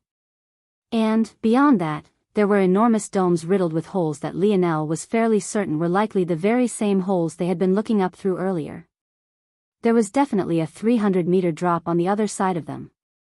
This chapter upload first at Novelbin. Net shit. Lionel's gaze narrowed. This wasn't just a Raypax nest. It was a field of Rapax nests. If they wanted to get out of here, they would need to somehow navigate through them all until they could find a nest on the edge to escape. Lionel was suddenly annoyed by his dad. The old man couldn't have said a single word about this. He could have at least pointed out a direction. But, as things stood now, Lionel was truly uncertain of which way to go. Even though he had noticed that his senses had actually greatly improved, it still wasn't enough to cover an entire network of nests, especially when just one was so large already. On top of that, for the same reasons as before, traveling above ground definitely wasn't an option, at least not long term. It was fine if this exit didn't have guards because each nest essentially fed into one another. However, Lionel was still certain that there were many keeping an eye on the above-ground holes, or else the Rapax would be far too easy to infiltrate. We have to take a risk. We can't just blindly choose a direction and hope for the best. I need to fly high enough into the sky to see which way is the shortest to safety.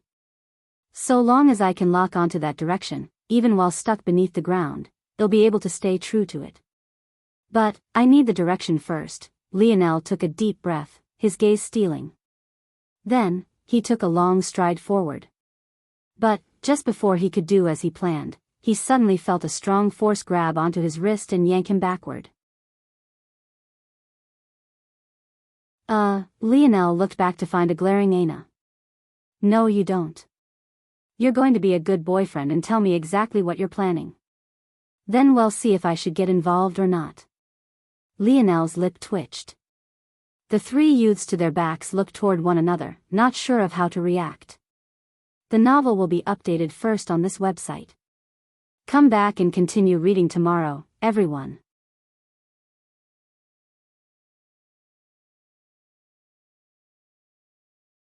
Chapter 1352. Published at 10th of November 2022, 12:43 and 35 seconds p.m. Chapter 1352. Trust if audio player doesn't work. Press stop then play button again. Chapter 1352. Trust. Lionel sighed.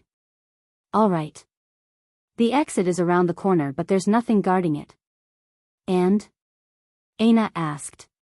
She was smart enough to know that this was definitely not a good thing.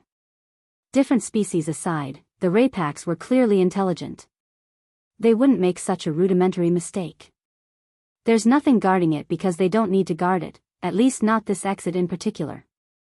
We're currently surrounded by 3 other identical entrances that lead to other hives identical to this one. In fact, we're in a field of nests right now and my internal sight doesn't spread far enough to tell if we're nearer the middle, an edge, or what direction we should go in. The expressions of the 3 youths sunk when they heard this. They had thought that they were close to at least leaping over this first hurdle, but there was actually so much more to go. Who had set up this selection? Did they want them all to die? So you want to fly up and check which direction to go. Aina finished. There's no real other choice. Of course there's another choice. You could make an image probe to check for you. If that doesn't work, there's Blackstar.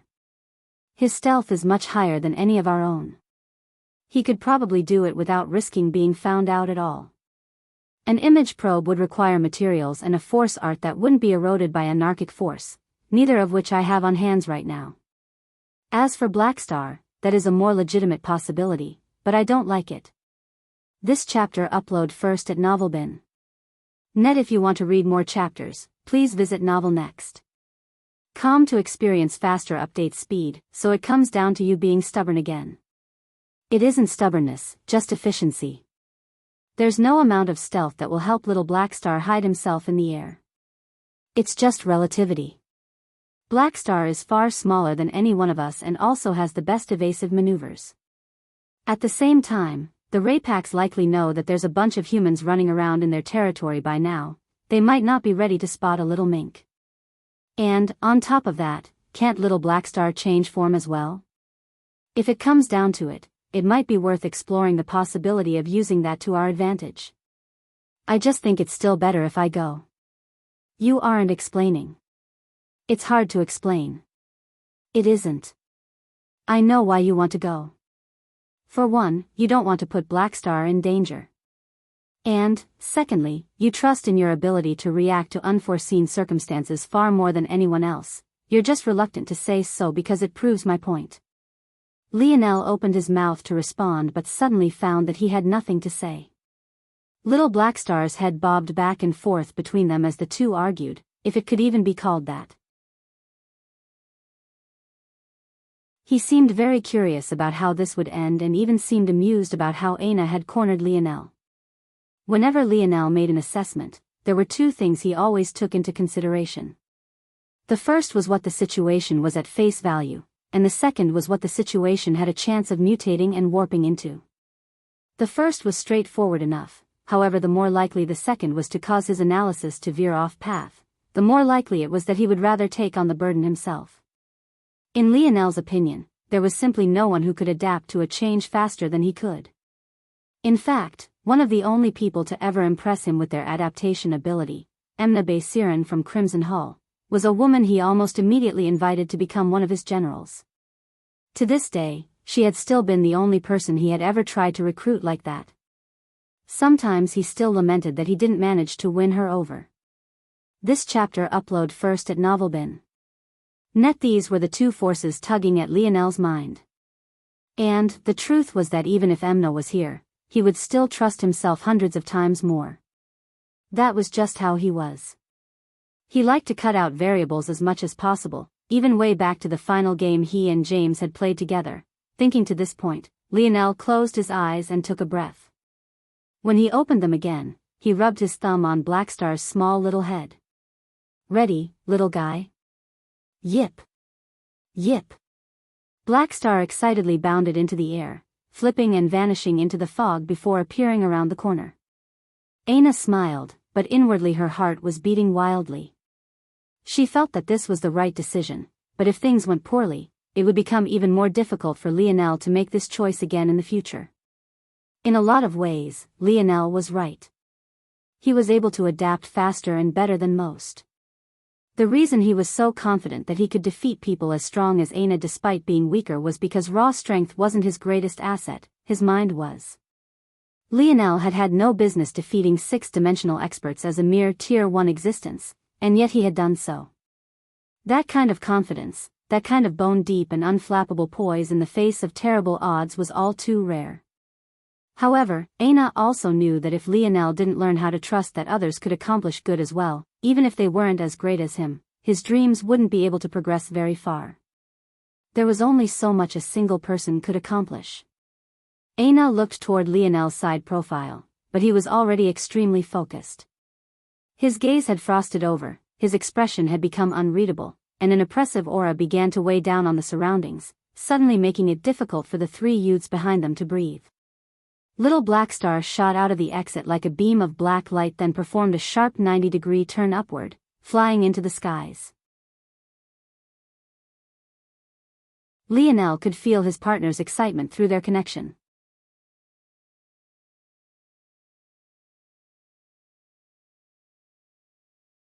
Chapter 1353. Published at 10th of November 2022, 12:43 and 34 seconds p.m. Chapter 1353. Shadow World. If audio player doesn't work, press stop then play button again. Chapter 1353. Shadow World. Little Blackstar's speed was extraordinary. With the inherent darkness of the void battlefield and the black fog that hung over everything, Aina had indeed been correct about the little mink's stealth ability. However, there was another reason that Lionel had chosen to go with Aina's suggestions, and that was because of the problem of visibility. While it seemed like a good idea to get higher ground and see further, there was one important matter that had to be considered, and that was the fog. Even back on Void Palace grounds, Lionel could hardly see a few meters ahead of himself, and this was fairly similar for everyone else as well. Lionel wasn't convinced that the void battlefield would be much better. In fact, it was likely that it would be even worse. Lionel had planned to circumvent this potential issue using an internal sight manipulation technique. By changing the form of his internal sight, he could gain more range in a straight line simply by rearranging how he allocated its volume. With the sudden increase to his mind strength, Lionel had been confident that he could do this. Of course, this came with a great risk. Internal sight was just another form of manipulating force, and it could be sensed by those sensitive to it, especially those of higher dimensions. It was possible that Rapax would be less sharp about such things considering their immunity, but it was also just as likely that they'd be hypersensitive as seen by the first Rapax Lionel had fought after coming to this nest. That particular Rapax, due to Lionel's loose use of his internal sight, had already sensed him before he even rounded the corner. It was because of this that Lionel wasn't confident in avoiding detection using the fog, which was why he wanted to be the one to personally take on the burden. This aside, little Blackstar didn't have such an ability. He hadn't learned the technique Lionel had, nor did he have great use of internal sight. It was odd, but Lionel couldn't remember little Blackstar ever using internal sight at all. However, what little Blackstar could do was something else. The little mink was a shadow sovereign and had access to the shadow world. The shadow world was considered to be a mirror of their current world, one where shadows reigned supreme. Whenever it was that little Blackstar became immune to outside attacks, it was because the little one had shifted his physical state into his shadow world. And, whenever little Blackstar teleported, what was actually happening was him shifting to his shadow world then popping back out. This chapter upload first at NovelBin. Net. If you want to read more chapters, please visit Novel Next. To experience faster update speed. It had taken Lionel a very long time to construct the ins and outs of this ability because little Blackstar couldn't communicate via conventional means, but he believed that he had some understanding of it now. Without getting overly lost in the details, Lionel had commanded little Blackstar to shoot into the air as high as he could. Once he was in position, he would shift into his shadow world.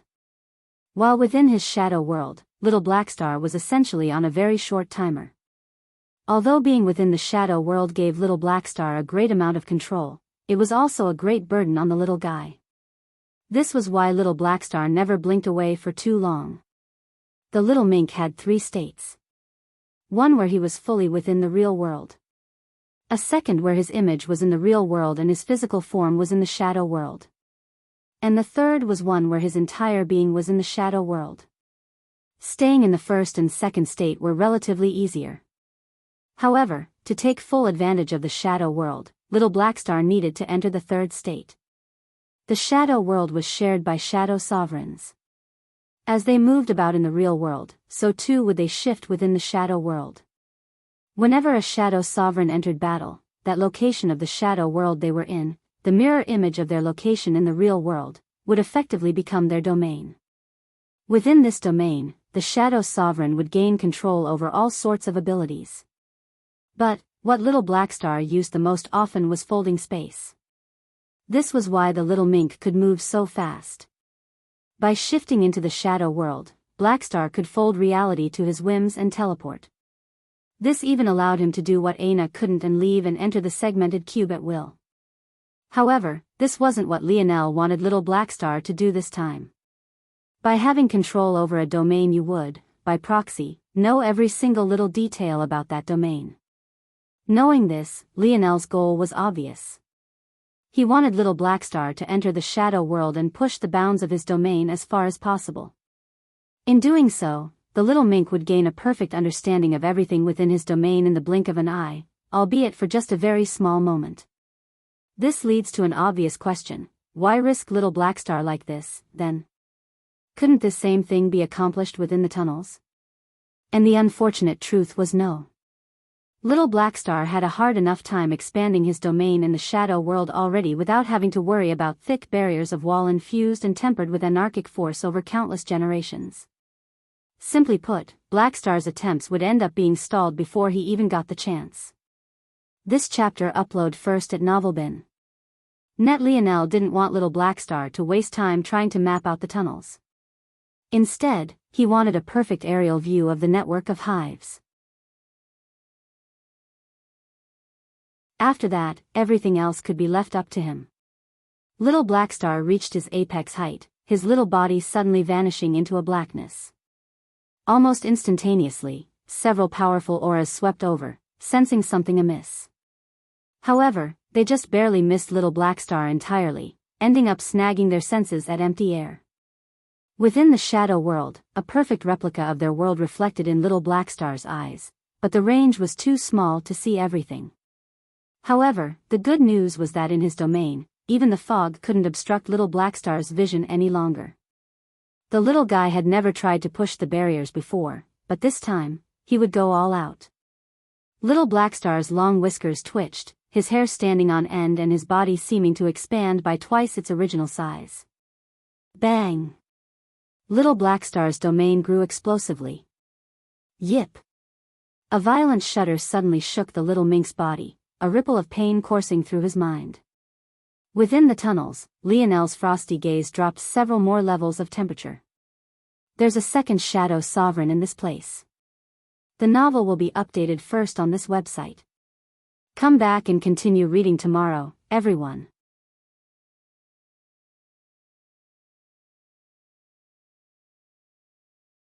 Chapter 1354. Published at 10th of November 2022, 12:43 and 33 seconds p.m. Chapter 1354. Smoldering. If audio player doesn't work, press stop then play button again. Chapter 1354. Smoldering. Lionel wasn't infuriated because there was a second Shadow Sovereign. From the very beginning, he had been aware that there was more than one. In fact, he knew a second one in Mordred. When he first learned about Shadow Sovereigns from Uncle Montez, he had introduced it in a way that Lionel knew from then that there would always be more than one. Without a doubt, the true reason Lionel was pissed was because little Blackstar had been hurt. It wasn't a devastating injury, but it was definitely one the little mink would need some time to recover from. Lionel had always treated little Blackstar like a little brother, a child that was still growing up. This was why he rarely if ever used little Blackstar in battle, even if the little one was a powerful warrior. Lionel had no doubt that compared to these geniuses of the Void Palace, little Blackstar was no worse. However, he was still reluctant to truly let him loose. And now, his little brother had been harmed. How could he not be infuriated? The Shadow World was shared by Shadow Sovereigns. Under most situations, this wasn't a problem as they were rare beings to begin with. However, in the case that two Shadow Sovereigns did meet on the same battlefield, Lionel hadn't known exactly what would happen, until now. The clash of domains had caused a strong backlash and harmed little Blackstar.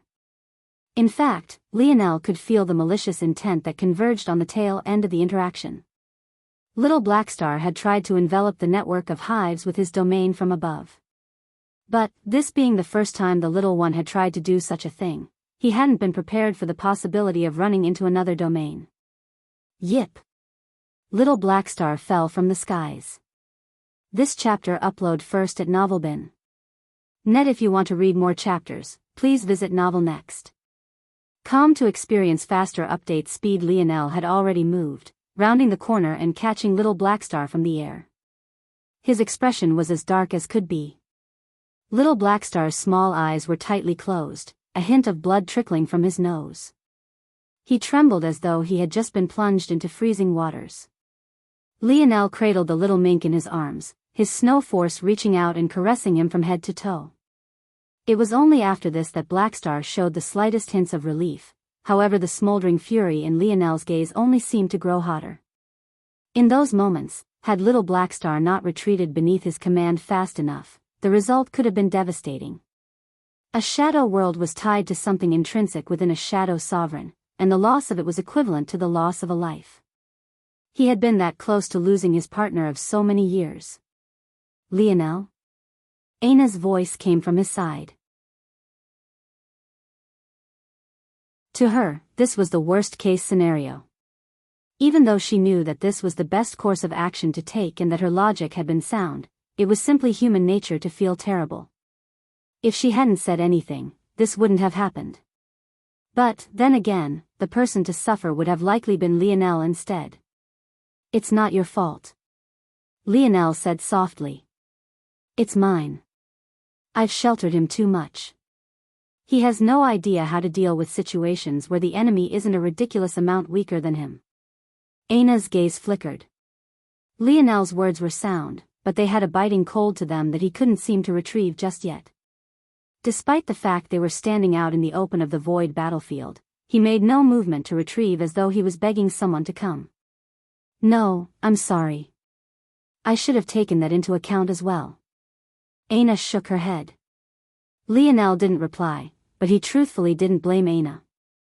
Judging a decision by only its result and nothing else was foolish, and it wasn't the kind of logic Lionel would prescribe to.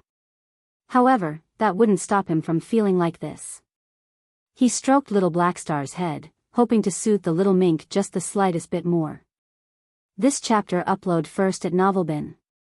Net, what happened? Aina asked. Blackstar's shadow domain clashed with another shadow sovereign's domain. He wasn't ready for the backlash and now he's hurt. The three youths, hearing the term shadow sovereign, froze. That little beast was a shadow sovereign? The mixture of jealousy, apprehension, and darker thoughts was almost immediate. However, the heavy atmosphere around Lionel seemed to snap them out of such thoughts. They weren't fools. That sort of oppression wasn't normal and should even come from a rare type of ability. The number of families they could think of that had such abilities was all too small, and each one of them was from astounding families. They had great backgrounds themselves, as did pretty much everyone in the Void Palace. But there were still levels and degrees of separation to be found everywhere. Then it's a failure? Aina asked. No. It wasn't a failure. Lionel explained. The domain of the second Shadow Sovereign was just a small point toward the center of the hive. For whatever reason, they had shrunk down their domain to an incredibly small degree, at least in comparison to what their true abilities should be. It's likely that there are other reasons for this. Regardless, little Blackstar managed to find us several points toward a true exit. Lionel explained all of this calmly and evenly, his voice not wavering in the slightest. Everything about his demeanor was steady. However, Aina could almost feel his fury. Although it had just been for a few split seconds, Lionel had already memorized the images Blackstar had shared to him perfectly without missing even a single detail. He knew the location of a true exit, what could be found there, and he also knew the exact locations of every entrance in a section of the network. That Shadow Sovereign likely knows we're here then. Aina concluded. Yes. They will know that we're located somewhere within the range of little Blackstar's domain. But, I truly hope they come. Lionel's hair danced lightly in the air, a smoldering crimson flickering in his irises.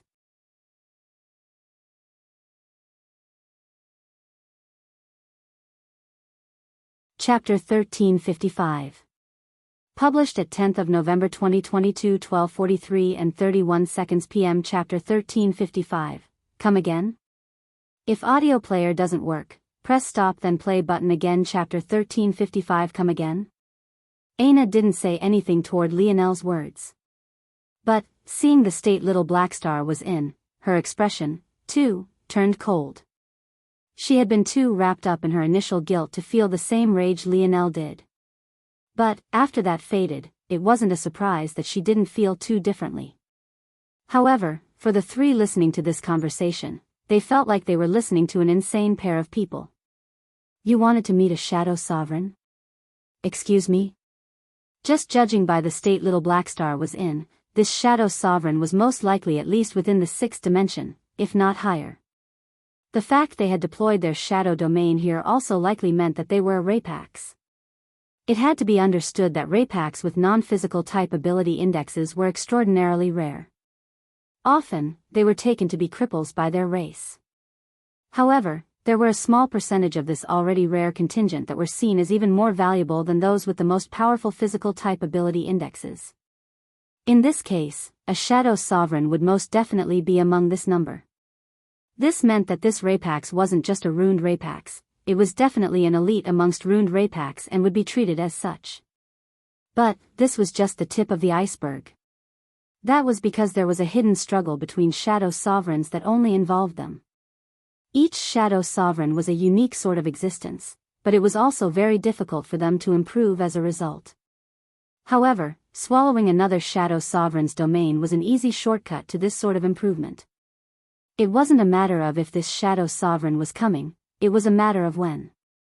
With little Blackstar in such a vulnerable position, he was practically easy food.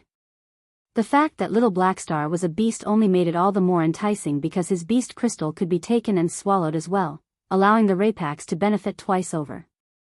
This chapter upload first at Novelbin.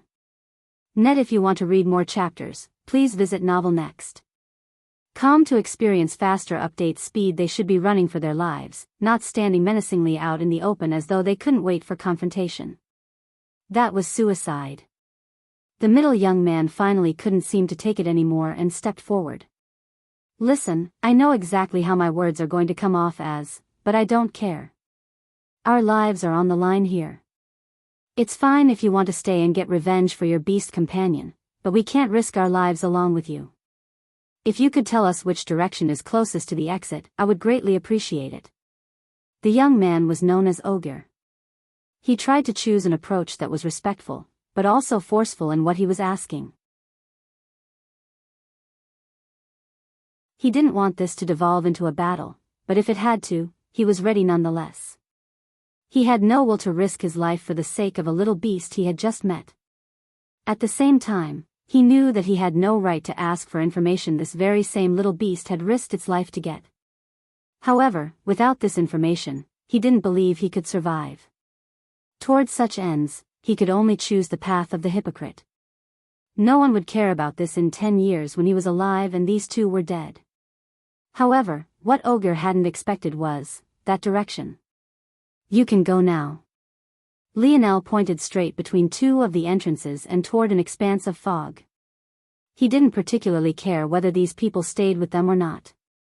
And the truth was that he hadn't wanted to take them along to begin with. The only reason he had was because of his conscience. However, since they wanted to go, he wouldn't stop them. Ogre froze. He opened his mouth to say thank you, but then he suddenly thought of a large problem. What if he was lying? His heart began to beat out of his chest. Technically, they were all still in competition, right? What if Lionel wanted a convenient method of dealing with them? This chapter upload first at Novelbin. Net Ogre didn't know what to say or do for a very long time. He couldn't even think of a way to ensure that this was the truth. Are you lying to us? The only young woman of the three stepped forward, her brows knit into a frown. Roxanne, we need to ask. If he's sending us off to our deaths out of spite, then wouldn't we be dying for nothing? It's true that he doesn't owe us anything, but that wouldn't give him the right to screw us over, right? The last of the three stepped forward, realizing that there was only one side of this issue that he could stand upon. If he didn't side with Roxanne and Ogre, he would have no way of confirming his own safety as well. Lionel met the momentum of the three across from him with a deadpan expression. Quite frankly, he wasn't in the mood, not at all. This was the absolute worst time for anyone to antagonize him. He was very close to attacking and leaving them here to rot in their own foolishness. Even though he could understand where they were coming from, he simply didn't have the patience for it. The fact they had run into him in the first place was already a blessing for them, but it seemed that they hadn't realized this. Even their previous battle had only ended because his father had scared the Rapax they were fighting away. How exactly do you expect us to prove this to you? Surprisingly, it was Aina who spoke instead, her expression frosting over as her battle axe vibrated. There's a simple solution. You seem to care about your beast partner and it's in far too injured a state to help you in battle regardless. Give it to us and we'll follow your directions. That way we'll be rest assured in the fact you aren't lying to us. Roxanne had hardly finished her words when she felt her knees go weak. Come again? Aina asked coldly.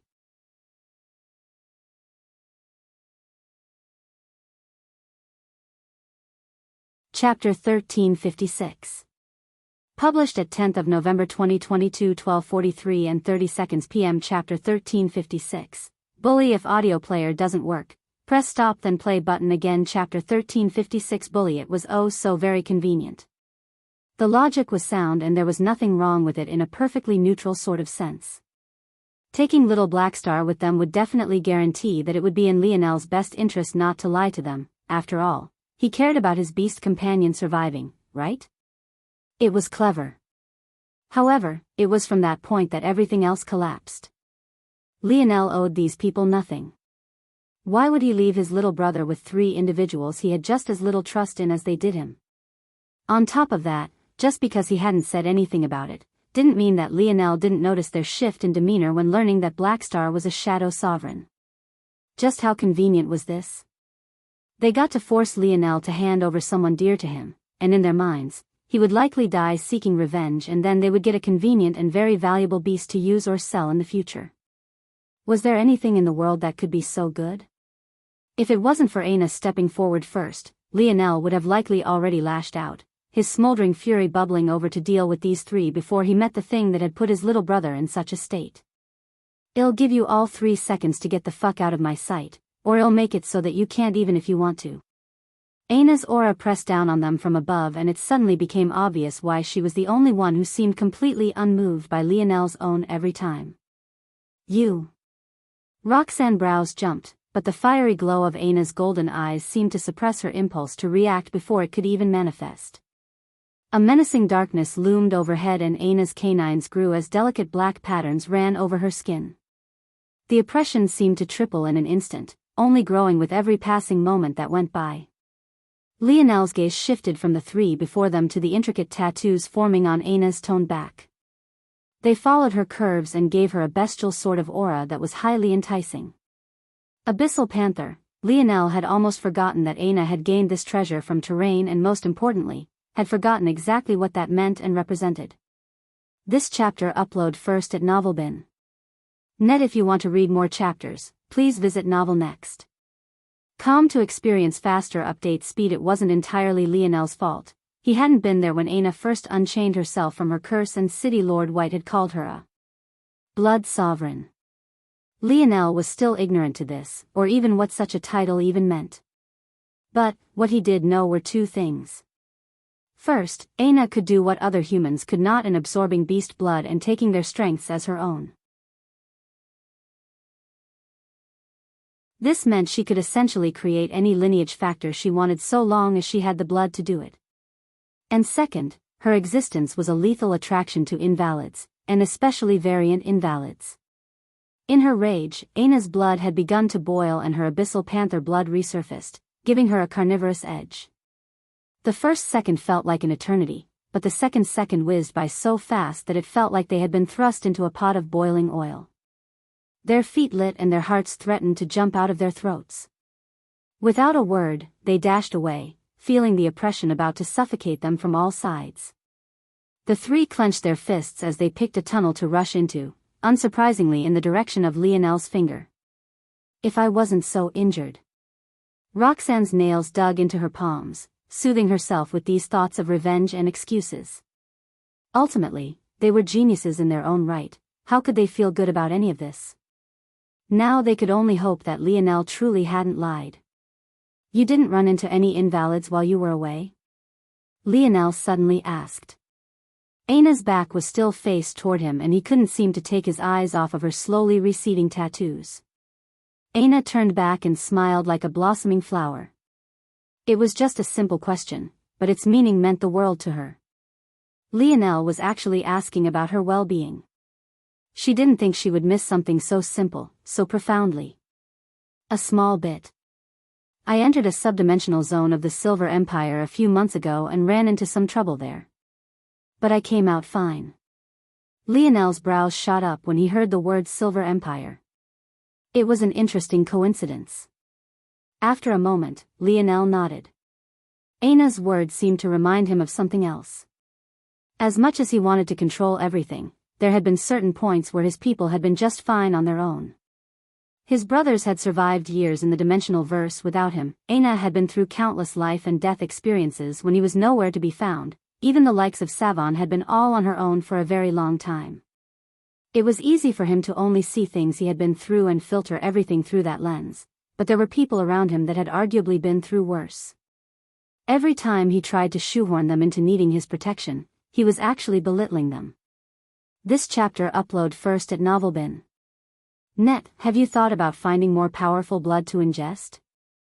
I'm holding back on doing that for now. I'm very close to grasping a new, evolved force. Once I do, it'll burn away what remains of my curse and breakthrough. "Oh. You're still holding back, huh?" Lionel chuckled. Aina grinned. "It's okay, you're still handsome when your face is swollen." I don't mind protecting you for a few more decades. Decades? Lionel scoffed. Like I said, I can beat you right now. Maybe you can, but would you? Aina blinked innocently, stretching her arms down toward her back and clasping her palms to rest on her ass. She leaned forward slightly and almost instantly, her chest seemed to double in size, her eyes glittering as she observed Lionel. Lionel opened his mouth to respond but suddenly found that his throat had dried out. Damned hormones, they had failed him again. Lionel shook his head and looked away. Come on, little black star, let's go kill some Raypaks. She really thinks she can bully us into submission. Aina's smile brightened as Lionel turned and walked away. She hadn't been this happy in a very long time. She sent a glance toward where the three youths had disappeared before entering a different entrance with Lionel. Not long after they had left. Bang! A Raypax fell heavily from above, its silver body rippling with power and strength. Its head turned from side to side, eyeing three entrances before it made a choice and dove into one.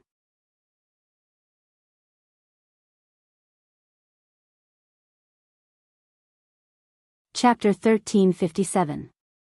Published at 10th of November 2022, 12:43 and 29 seconds p.m. Chapter 1357. Easy to trust if audio player doesn't work. Press stop then play button again. Chapter 1357. Easy to trust. Aina thought about going to kill those three. It would make her feel more at ease. Plus, there was also the chance that she would be able to take the final step toward earning an amethyst token if she did. But, she decided against it. For one, she didn't want to waste her and Lionel's time. Plus, though she knew Lionel likely wouldn't stop her, he wouldn't be ecstatic about it either. He was always soft when it came to that kind of thing and Aina wasn't fooled by his newfound bravado. Under the surface, he was still very much the same Lionel. If anything, he was only being more open with his true self around her. The core parts of his character had always remained unchanged. There's no need to be so eager. Karma has its way of working things out. Aina shook her head. You?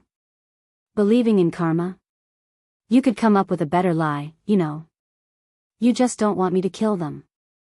Lionel smiled, lightly stroking little Blackstar's head. The little one was doing a bit better now, but Lionel could still feel him wince from time to time. He was too sensitive to little Blackstar's usual state to miss when he had shifted so far from baseline. Others might have a hard time reading a beast's emotions, but that wasn't the case for Lionel, especially when it came to a beast he was so intimately familiar with. A small distraction was exactly the kind of thing Lionel needed right now. Usually, such a thing would be almost impossible to find in a place like this, but he happened to have Aina by his side. As much as she had missed his care, Lionel had almost forgotten how much he liked to just talk with her. Lionel didn't get to do much talking these days. His most recent intimate conversations were with a 1,000-year-old ghost, and the other was in a drunken state he would rather forget. If Raj ever let him, that is. In a lot of ways, during their time together, Aina had become his best friend. This was maybe the greatest aspect of their relationship. He had been ignoring the fact he missed. This chapter upload first at Novelbin. Net. If you want to read more chapters, please visit Novel Next. Com to experience faster update speed. Though they had been cordial over the last few days, and even somewhat close, there had always been a barrier there that neither had crossed, Aina out of respect and Lionel out of stubbornness.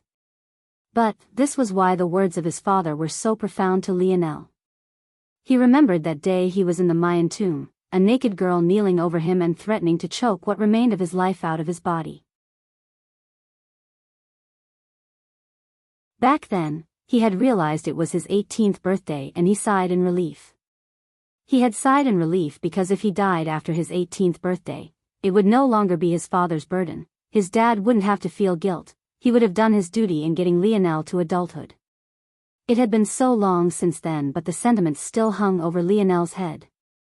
But his father's words seemed to snap him away. There wasn't some demarcating line where a father stopped being a father and a son stopped being a son. Lionel's logical brain had tried to make it like that, but it simply wasn't how life worked.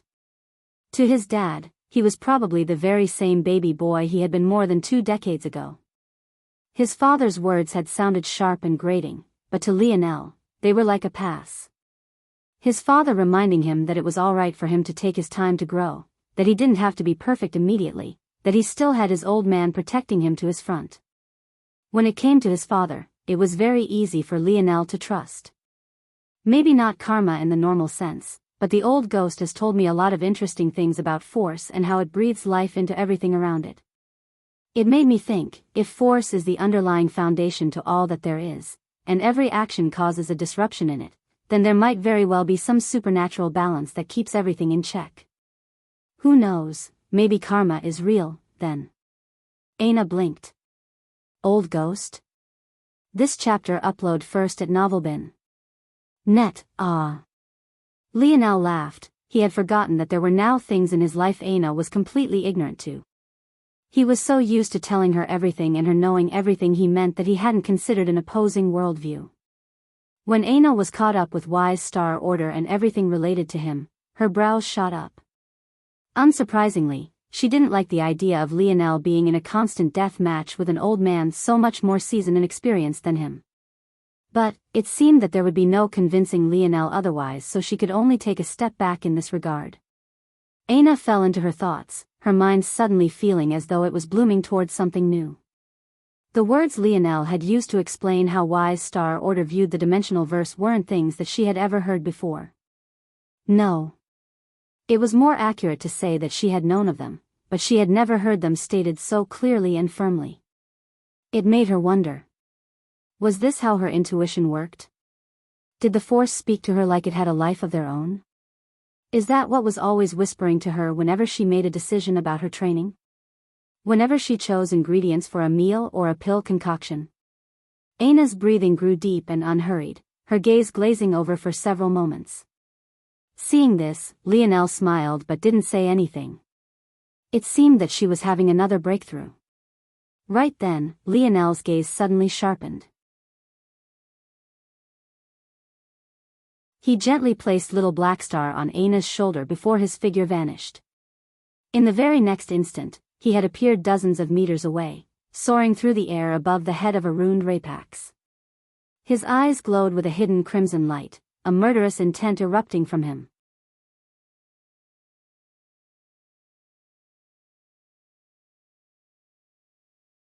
Chapter 1358. Published at 10th of November 2022 12:43 and 27 seconds p.m. Chapter 1358. Couldn't if audio player doesn't work. Press stop then play button again. Chapter 1358 couldn't bang. Lionel's fist flew forward like a falling meteor, shattering the metallic carapace of ruined Rapax before him. From start to finish, it had been an absolute slaughter. What had started off as a Rapax stalking their position had immediately turned into an all-out assault. In one moment, Lionel had been by Aina's side, in the next he was above a Rapax's head, his fist falling as though an ice-infused rock through the atmosphere. His gaze flashed with a hidden rune, his body covered in a destructive crimson coating that seemed to burn everything in its path. In a single strike, a Tier 9 5th dimension ruined Rapax had fallen without even a method to fight back. As cautious as Lionel had been last time, he didn't even bother to store this Rapax away before it died. His foot stamped down on its neck, shattering its spine and severing his head from its shoulders. Then, he ripped out what remained of its spine, taking with it its tail. He snapped it all together, squeezing tight until the joints crumbled together into a long makeshift polearm with a scorpion-like blade on one end. It alone was easily over 3 meters long, but Lionel didn't seem to care at all. Ignoring the dismembered corpse, he took his new spear and turned back to find Aina waiting with little Blackstar in her arms. "Don't look at me like that, there was really nothing I could say this time," Lionel said. This chapter upload first at Novelbin. Net. If you want to read more chapters, please visit Novel Next. To experience faster update speed. It was true, the Rapax had just fallen from the skies and it tried to stalk them, maybe because it had more questions than answers about certain things. It wasn't exactly the situation for Lionel to explain things before he acted. "No, you definitely could have, but that's not what I'm looking at you for. You got stronger again." "Oh, that."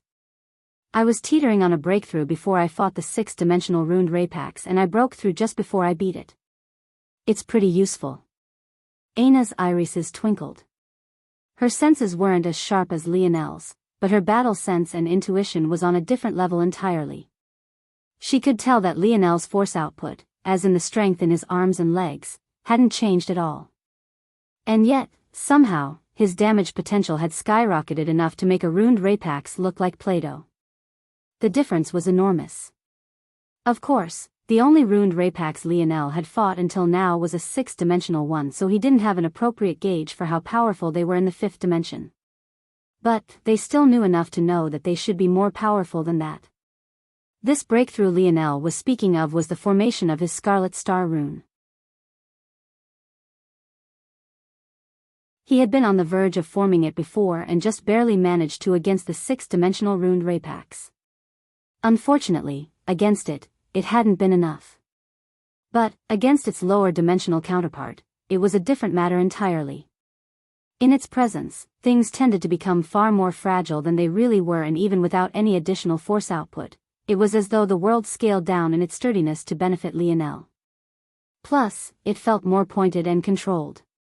Lionel was a bit confident now that he could use a spear without destroying it, but he still chose this route instead so that he could fine-tune some things. This spear would do him well enough for now. Plus, he felt that he was close to Tier 6 after forming his rune, and he didn't want to have to lose another spear under the whims of a sudden breakthrough as his 8th star formed. Ana, though, didn't take her off of Lionel. I know I looked very valiant just now, but I have a head between these broad shoulders. Lionel feigned hurt. You can't just look at me like a slab of meat. Ana was caught off guard for a moment before she sputtered. She knew this was Lionel's way of getting her back for just moments before. Maybe only these two could so casually banter this deep into enemy territory as though there wasn't a hunter coming at them right this moment. This chapter upload first at Novelbin. Net, that's not it. It's just that your dad seemed to have done something to you. You don't feel any different? Nothing's changed? Lionel paused for a moment, not answering immediately. The two broke out into a run once again, heading down the winding tunnels. Lionel's sense of direction was immaculate, and despite the number of twists and turns they took, he was always able to point out the very same direction he had pointed out to the 3 youths that had followed them. He only had 2 goals in mind. The first was to avoid the center of these nests. There was no doubt that they were the most protected regions, and they would also have the most powerful warriors. The center was where the eggs should converge and be located, so it made sense they would be the most heavily guarded. With this goal in mind, he had to ensure that the paths he took brought him closer to the direction he wanted to go while not locking them into an obvious death sentence. The second goal, obviously, was to continue to head in the direction of the nearest exit. I'm not sure. It both feels like I've changed and that I haven't. My mind is clearer and more relaxed, my number of split minds increased another tenfold from 10 million, and I've suddenly thought of countless other ways to use my ability index. But, I also don't feel different. It just feels natural. Lionel knew that there was something off. His ability had gone from being suppressed back down to Tier 3 to suddenly being stronger within Tier 4 than he had ever been in a benign environment. He had no doubt that if he returned to a lesser world now, he would experience another huge burst to his ability that was still being hampered here. It was just that, he couldn't understand why. Fallen Apostle's reception has been amazing. Thank you all for the support.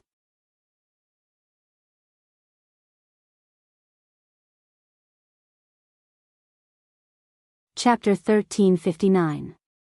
Published at 10th of November 2022 12:43 and 25 seconds p.m. Chapter 1359. Square 1. If audio player doesn't work, press stop then play button again. Chapter 1359. Square 1. Lionel had been aware that his father had been tinkering with his body for a long while. Maybe it took a personality like Lionel's to not be bothered by it in the slightest. The first oddity was obviously the vomit smoothies he had been forced to drink for as long as he could remember. His father had been so insistent that despite hating it with all his being, Lionel still never missed a single day. In the end, it seemed to have been worth it. Originally, Lionel had thought that it was designed to strengthen his body. Right after the metamorphosis, his body seemed to undergo odd burst periods where his speed and strength would increase faster than they should for a person without using a special training technique or method. But, after reawakening his innate node, Lionel became almost 100% certain that the smoothies were actually for the purpose of providing enough strength to allow him to accomplish such a feat. Something he hadn't quite understood was an enormous deal until meeting Wise Star Order. However, now, Lionel was suddenly not so sure anymore. For one, the entire reason he had had such an enormous store of anarchic force within his body to begin with was because, according to Wise Star Order, he had stolen energy from the regulator. If the energy he needed to reform his innate node came from the regulator, then what role did the smoothies play? Was he overthinking things? Had he been mistaken? Or was it that both had played a role? This chapter upload first at NovelBin. Net. If you want to read more chapters, please visit Novel Next. Calm to experience faster update speed. Lionel suddenly felt that he understood far too little about his dad. The man was messing with his son's body as though he had access to the knobs that defined everything that was him. That old man probably knows how to create lineage factors, I don't doubt it at all. Lionel thought to himself. Lionel shook his head, his mind somehow both absent and running 1,000,000 miles an hour at the same time. His father seemed to be dealing with a burden he wasn't telling anyone about. Lionel wanted to help, but there was really only so much he could do, not while he was still so weak. This was another large part of the reason he had made the decision to set aside the king nonsense for now to focus on blooming his own strength.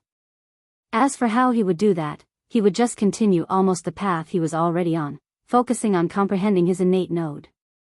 He hadn't forgotten that that ticking time bomb was still looming over his head. At the same time, he also had to gain a firmer comprehension of his ability index as well, though that no longer seemed to be as important now that he could access Tier 4 on the Void battlefield. Wise Star Order had said that Lionel's Dream Force affinity was far too high for the level of mastery he had over his ability index, but he still had no real idea how to use it. This situation seemed to answer the question of how quite well. His father had sealed a portion of his ability, or at least what seemed like his ability. As for what extent, by Lionel's estimation, it should probably be a level infinitesimally close to the savant realm. If he was truly a savant, he shouldn't be able to utilize force or comprehend the universal cycles, so this was the best explanation he could come up with.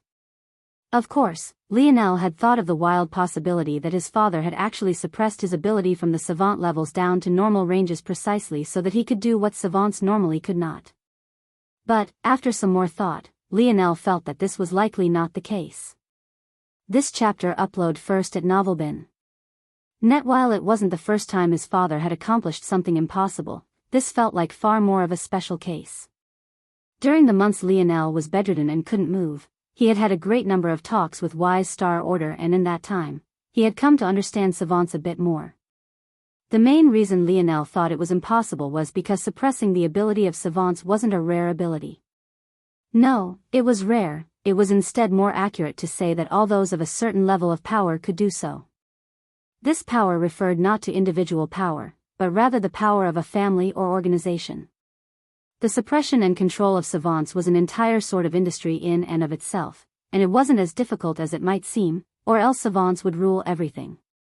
In fact, the favored method of organizations and families that had savants was precisely to suppress them from Tier 5 down to a lesser Tier 4 or Tier 3. In extreme cases, it was even possible to suppress a savant down to the point they had no ability to access whatsoever, exactly like Earth had done with its savants. The methods ranged from as simple as Earth's, which only required isolating the savants from force, to far more sophisticated methods wherein savants might even end up permanently crippled without special intervention. This was all to say that even in such situations where savants were suppressed to lesser tiers, they were still unable to do as Lionel could do and begin to increase their strength as a normal person would. The moment you were born a savant, you were forever cut off from such things. And that didn't even consider the biggest elephant in the room. If Lionel was born a savant, he would have never been gifted an innate node by the regulator to begin with. Savants couldn't have or form nodes, so they likewise couldn't have innate nodes. In addition, if a savant were to be given control over Scarlet Star Force, they would be similar to Elther and his chaotic particle affinity. They wouldn't be given an innate node to begin with. This evidence left Lionel at a bit of a loss for how to comprehend his father's actions. It truly felt too disjointed and none of it made sense. So, he was right back to square one. Not understanding a thing. The novel will be updated first on this website. Come back and continue reading tomorrow, everyone.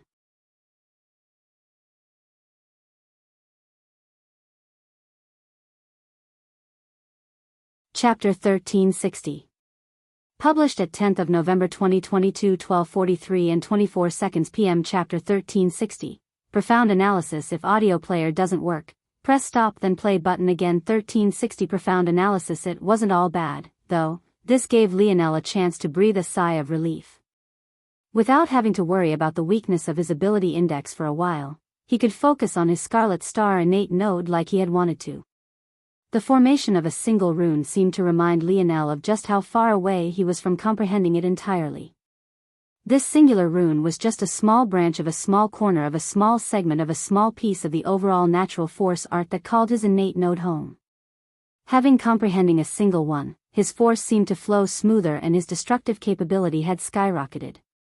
But, other than this, it was just a reminder that he was weak. If I had to improve, what would you say I have to do? Lionel suddenly asked Aina. The two had been running for quite a while, but the tunnels were far too expansive. They hadn't even run into another Rapax in over an hour. Lionel's sense of direction had remained true and they were getting closer to their destination. Right now, Lionel could imagine them curling around the center of this particular nest, avoiding its core regions while slingshotting closer to the exit. This method would take longer, but it was also safer. And, with the boost to his internal sight, Lionel could ensure that it stayed that way. As much as he wanted revenge for Little Blackstar, there were only so many Shadow Sovereigns the Rapax could have. Not to mention the fact they were a rare breed to begin with, the Rapax rarely awakened such abilities as well. To Lionel, this meant that he would be able to find this individual again in due time so long as they didn't die. You're asking me? Aina raised an eyebrow. I don't know if I'm the best to ask. The path I take is different from yours. This chapter upload first at Novelbin. Net. If you want to read more chapters, please visit Novel Next. Com to experience faster update speed. Aina and Lionel never really interfered in each other's training. They just left each other to their own devices. So, Aina was a bit caught off guard by this question as well. I want to know your opinion. When our minds connected, you felt it too, right? Aina blushed slightly. That experience was a bit. Well, she had definitely been impulsive. But, whether it was true or not, she still felt that allowing Lionel into her mind like that had made it far easier for him to make the decision he had just moments ago. She wasn't wrong in thinking this either. Though Lionel had tried to ignore it, Aina's emotions had hit him like a ton of bricks. But, as he had said, he was very good at closing himself off from such emotions. Aina had mostly been able to ignore that moment because she fell into a deep sleep right afterward. But, now that Lionel had brought it up, all those memories kept rushing back. It was just a shame that Lionel's mind was far too complex for her to truly understand in that short span of time. Unlike Wise Star Order, she couldn't shift through millions of minds in the blink of an eye. I did, but it was too vague. It was hard to get a read on you because you have too many split minds. And, at the same time, my ability weakened a lot when applied to another person. That's fine, just tell me your perspective. Well, I don't really need to tell you what my ability thought, I can just tell you what I think from observing you. When you said you could beat someone as powerful as me 10 out of 10 times, I don't think you were lying, but I think that's actually part of the problem. Well, it isn't objectively a problem, but it's rather a problem relatively speaking considering the path you seem to be taking. This chapter upload first at Novelbin. Net. Lionel was intrigued. He was interested in what Aina wanted to say. Right now, you are focusing on your innate node, and rightfully so. Most probably should do that, especially if you're on a ticking time clock like your ancestors said. But, given your battle style, it might make more sense to focus more on your ability instead. Your raw battle strength isn't your greatest strength, your mind is. Battle sense is something that's difficult to quantify, and it's especially so for you. Within a certain reasonable range, even without time to prepare, I would think that there are a rare few people you can't defeat. If you had time to prepare, I think that even outside a reasonable range, you could still find a path to victory. But that's exactly the problem.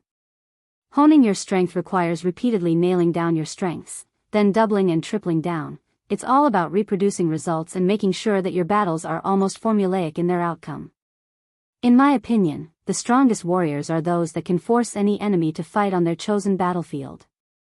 Then, upon making said enemy meet you on your terms, you can reproduce the same victory again and again. You, though, are the exact opposite. Because your mind is your greatest asset, the more variables there are, the more randomness and variety, the higher your chances. But, because of that, you can't reproduce your results. Every victory looks different, and you don't mind meeting an enemy on their battlefield. This can look like a good thing, but what it also means is that a large majority of the training you do ends up being wasted. For every 100% increase to your overall strength, the strongest person you can defeat increases by a marginal amount until you trigger a watershed. Sometimes the return is even worse. One day you might double your speed, but you're just as content to not move a single step in a battle so long as you think this is the best approach to victory. At the same time, you might break through in your bowmanship, but you won't even bother to use it if you can think of a better method. Because you approach battle like this, focusing on anything other than your mind seems like a waste of effort. Or, at the very least, it should be your main focus. Lionel fell into silence. He knew that Aina would have something profound to say. But, this was still beyond his expectations. What should he do? The novel will be updated first on this website. Come back and continue reading tomorrow, everyone. You're tuning into the Biyao's Wuxia Chronicles YouTube channel. Don't forget to subscribe and join us on this journey to catch the most captivating stories.